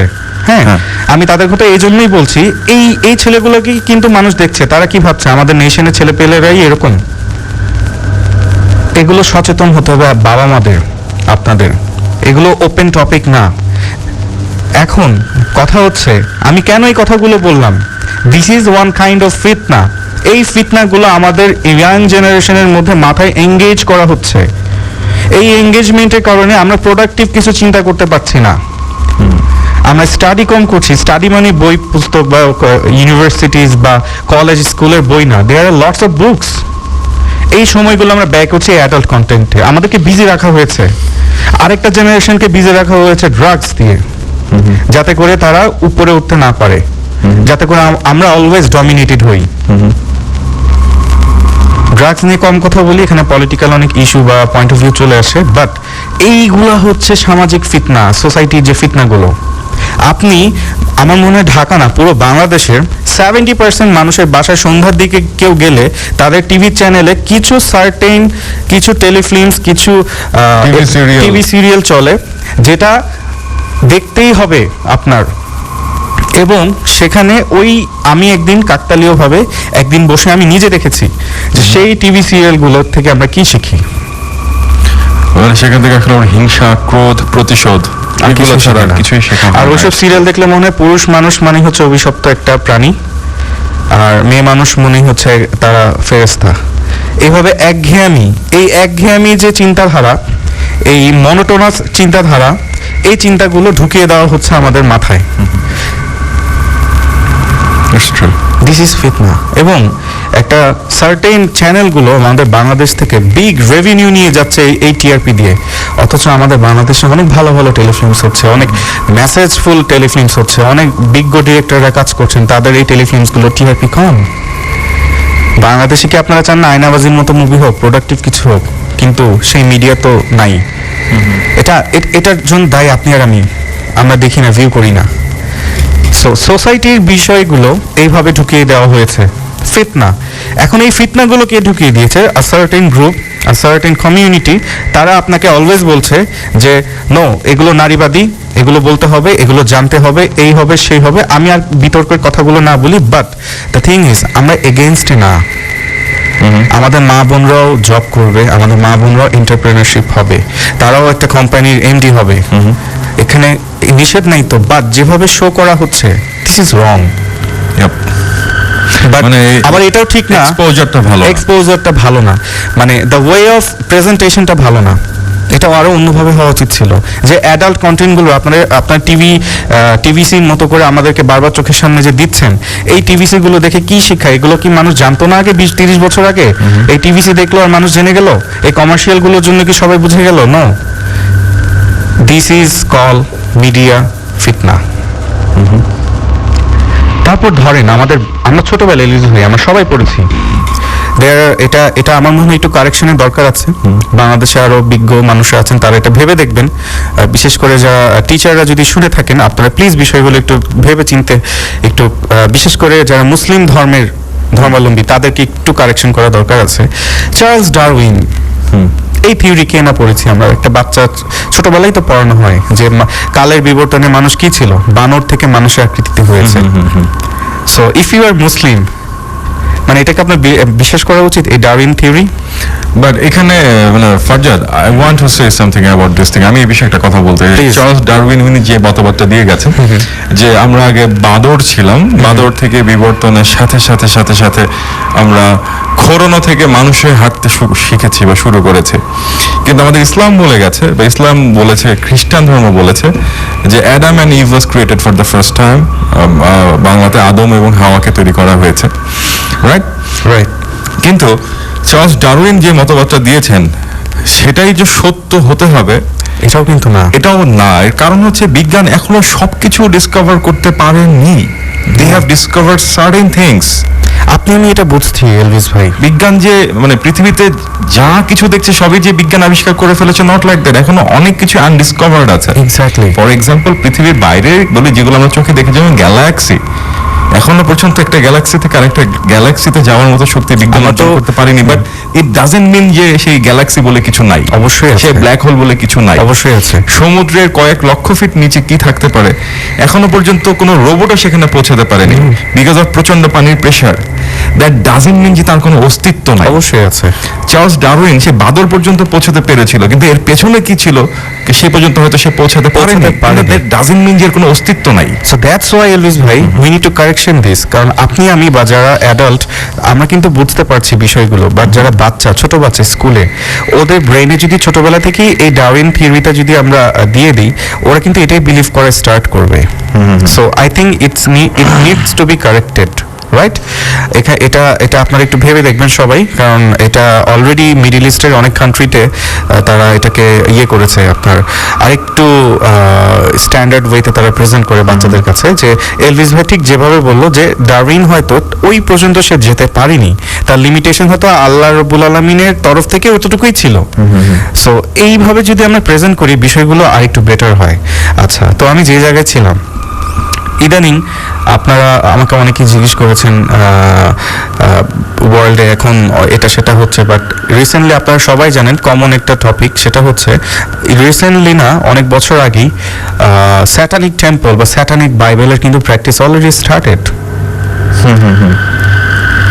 এই স্যাটানিক বাইবেল বা স্যাটানিক যারা চার্চ বা টেম্পল, অলরেডি তারা ওপেনলি তারা ওয়ার্শিপ করা শুরু করেছে। হ্যাঁ, এটার মানে কি? That means a group of people, a lot of people, they are already prepared. যারা দাজ্জালের সৈনিক বা যেটাই বলেন সোলজার, তারা কিন্তু প্রিপারেশন অলরেডি নিয়ে ফেলেছে দ্য কামিং অফ দাজ্জাল। আর দাজ্জাল মিন্স লায়ার, আমি আগেও বলেছি। অ্যারাবিক নেম ইজ দাজ্জাল, English name is Antichrist, and যদি আপনি এটাকে ইয়ে করেন সেই ক্ষেত্রে দাজ্জাল মানে হচ্ছে লায়ার, মিথ্যাবাদী। সো এই দাজ্জালের যে আপনার কমিউনিটি, এই কমিউনিটিটা এতটা স্ট্রং, তারা এখন ওপেনলি স্যাটানিক টেম্পল করেছে, ওখানে শয়তানের পূজা হয়। এবং ওই ওয়েবসাইটে গিয়ে আমি যেটা দেখলাম এলভিস ভাই, satanictemple.com এই ওয়েবসাইটের নাম, ওখানে গিয়ে আপনি দেখবেন যে তারা কিন্তু বলে দেয়ার আর সাম মানে কি বলবো মূর্তি, এই মূর্তিগুলোকে আপনাকে তারা কিনতে বলবে, যে ইনভাইট করো শয়তানকে ঘরে, ডিরেক্টলি ওখানে লেখা আছে আচ্ছা, put Satan in year home, এই টাইপের একটা অপশন হয়তো ওখানে আছে। ওখানে আপনি অনেক স্যাটানিক মূর্তি দেখবেন, আপনি এগুলো কিনতে পারবেন $20, ইট ক্যান বি $100। মানুষজন উন্মাদ হয়ে যাচ্ছে। মানে they are open, too much open, because of what, তাদের ব্যাকটা অনেক স্ট্রং। আর ইলুমিনাতি আপনারা করছেন, ইলুমিনাতি ইটস নাথিং, এটা নিয়ে বিস্তারিত আলোচনার কিছু নেই। ইলুমিনাতি একটা সিক্রেট সোসাইটি, যারা এই স্যাটানিক টেম্পলের মধ্যে আরেকটা অর্গানাইজেশন, ওরা সবাই এক, ওরা এগুলো ওয়ার্শিপ করছে because they are waiting for the next god they believe. অনেকে বলছেন বারমুডা ট্রায়াঙ্গেলে দাজ্জাল আছে, এখানে আছে, সেখানে আছে। নো, দাজ্জাল কোথায় আছে একমাত্র আল্লাহ ভালো জানেন। নবীজিকে ইনফর্ম করা হয়নি দাজ্জাল কোথায় আছে, বাট দেয়ার আর সাম কি বলবো আমি এটাকে, ইন্ডিকেশন নবীজি করে গিয়েছেন, হতে পারে পূর্ব দিক থেকে অথবা পশ্চিম দিক থেকে, যে কোনো এই দুই সাইড থেকে দাজ্জালের আবির্ভাব হবে, এটা উনি ইন্ডিকেশন করে গিয়েছেন। বাট আমরা যে বলছি বারমুডা ট্রায়াঙ্গেল, ওটা কিছু না, এটা একটা ম্যাগনেটিক ফিল্ড, নাথিং এলস। আচ্ছা, আমি আরেকটা ইন্টারেস্টিং একটু এই টপিকের বাইরে চলে যাই, একটু ইন্টারেস্টিং আপনাদের একটা ইনফরমেশন দিই। আমরা যে হরর মুভিগুলোতে দেখি বা অনেকে যাদের হন্টেড হাউস, তাদের বাসায় লাইট ব্লিঙ্ক করে কিনা আমাকে একটু জানাবেন। মানে যে কোনো light, it can be candle, জ্বলবে নিবে, সামটাইমস এরকম করে কিনা। হ্যাঁ, অনেক আপনার ইলেকট্রিক্যাল যদি পাওয়ারের প্রবলেম হয় সেই ক্ষেত্রে আপনার ফ্ল্যাকচুয়েট করতে পারে, বাট কন্টিনিউয়াসলি কোনো একটা টাইমে, বাট সচরাচর এরকম আপনাদের বাসায় লাইট জ্বলে নিবে নাকি হরর ফিল্মের মতো ব্লিঙ্ক করে কিনা? ইটস বিকজ অফ যখন আপনার বাসায় কোনো অশরীরী বা জিন বা কোনো গোস্টের প্রেজেন্স থাকবে, তখন they create a magnetic field. এই ম্যাগনেটিক ফিল্ডের কারণে আপনার ইলেকট্রিকিউশনের প্রবলেম হবে আপনার বাসায়, এই জন্য লাইট ব্লিঙ্ক করবে, only light, not other thing. Okay, so এই যারা আমাকে নক করছেন যে বাসা হন্টেড কিনা, দিস ইজ অ্যানাদার রিজন, আপনারা একটু খেয়াল করবেন, ঠিক আছে? একটু মনোযোগ দিয়ে খেয়াল করবেন। আচ্ছা, গোয়িং টু দ্য ওই পয়েন্টে যাই, দাজ্জালের ফিতনা যেটা বলছিলাম। এখন এই সোসাইটির বিষয়গুলো, এগুলো কিন্তু আপনাদেরকে হ্যান্ডেল করতে হবে, because it can not turn the মানে এত স্ট্রং কমিউনিটিকে আপনি চাইলে, আপনি আমি একা কিন্তু এটাকে শুধরাতে পারবো না, but we can ignore it. আমরা যেটা করতে পারি, আমরা সেটাকে ইগনোর করে যাই। যে অ্যাডাল্ট এডুকেশন অবশ্যই দরকার আছে, সচেতনতা অবশ্যই দরকার আছে, but in private, not in public. মানে আমাদের মানে গণসচেতনতার দরকার নেই, আমাদের জনসচেতনতার দরকার। এক্স্যাক্টলি। কিন্তু আমরা আসলে যেভাবে সচেতন করি সেটা আসলে জনর থেকে গণ হয়ে যায়, গণসচেতনতা। But private things should remain private. মানে সাজ্জাদ এটাই বলতে যাচ্ছে, ফারজাদ। আচ্ছা, সো এই বিষয়গুলো নিয়ে আরো বিস্তারিত আলোচনা করব নেক্সট এপিসোডে। আজকে অলরেডি সময় আর 5 মিনিট আছে, আর বেশি দূর না যাই। তো যেটা বলছিলাম, এই বিষয়গুলো নিয়ে আপনারা ভাববেন, একটু চিন্তা করবেন যে কি হচ্ছে ওয়ার্ল্ডে এখন, জাস্ট একটু ঠান্ডা মাথায় চিন্তা করেন। আর স্যাটানিক টেম্পল বা স্যাটানিক বাইবেল যারা লিখছেন, যারা এটা চর্চা করছেন, তারা বলছেন তাদের একটা কনস্টিটিউশন হচ্ছে জাস্টিস শুড বি ডিফাইন, এরকম একটা কথা তাদের আছে, বা জাস্টিস শুড বি ডান। মানে তাদের কথা হচ্ছে যারা এই স্যাটানিজম নিয়ে প্র্যাকটিস করছে তাদেরকে আরো ওপেন হতে তারা ইনফ্লুয়েন্স করছে, সাথে সাথে তাদেরকে বলছে তাদের সাথে ইনজাস্টিস হচ্ছে।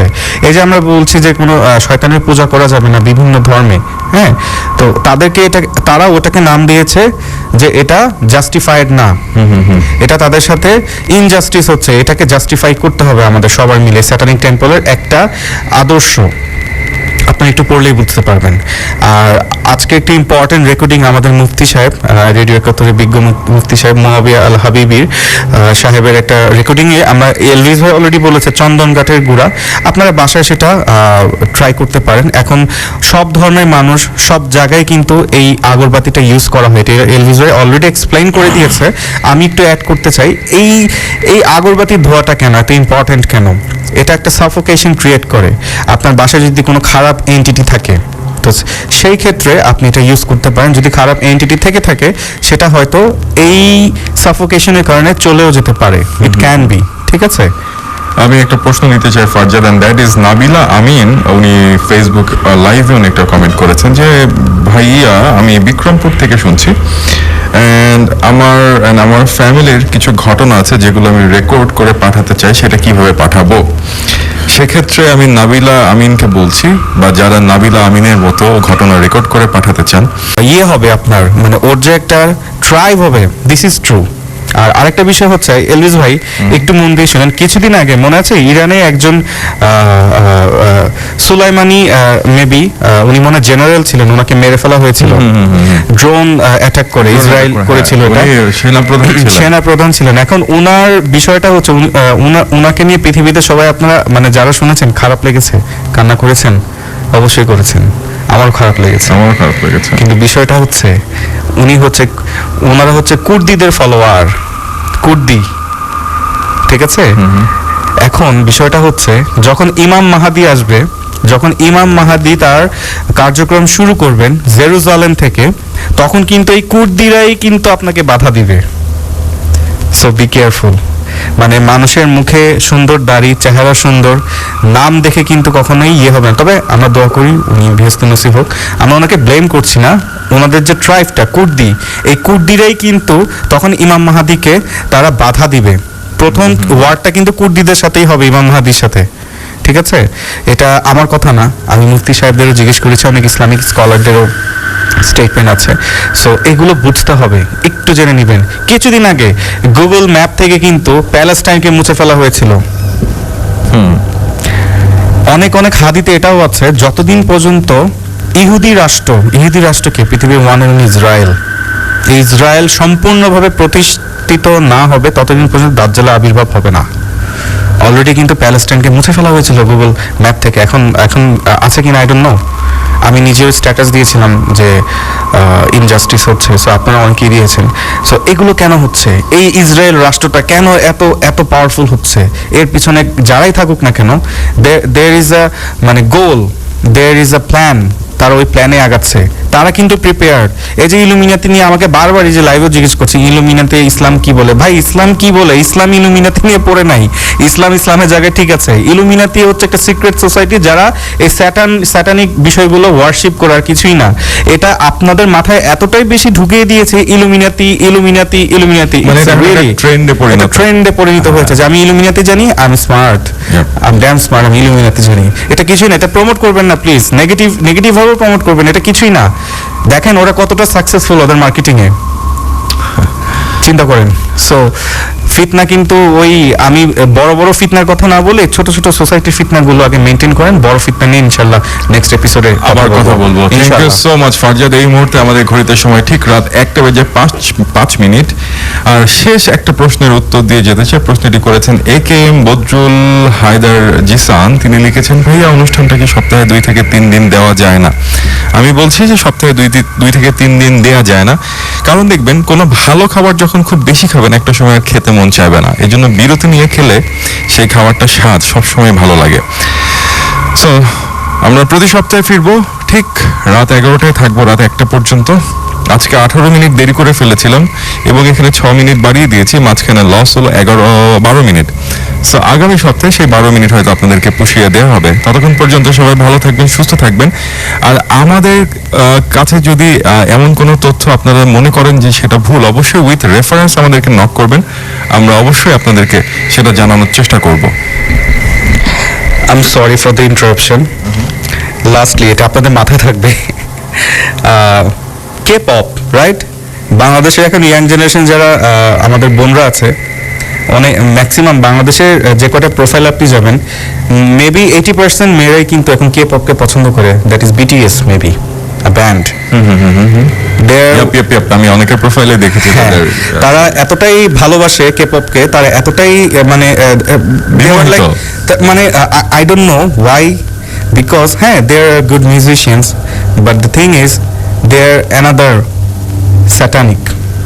তারা কিন্তু ইলুমিনাতি ফলোয়ার অ্যান্ড তাদেরকে দেখেন maybe it's a Korean band, I guess Korean আর জাপানিজ ব্যান্ড, তো বা হতে পারে Singaporean band, I don't know, তাদের উইকি আমি পড়িনি, যদি এরকম হয়ে থাকে there are lots of good bands in Korea, তো তাদেরকে কেন প্রমোট করা হচ্ছে বিটিএসকে? তাদের থেকে কি আর বেটার সংস নাই? Because there are some goal. যদি ম্যাডোনা যদি স্যাটানিজম প্র্যাকটিস করতে পারে, legendary singer, why not BTS?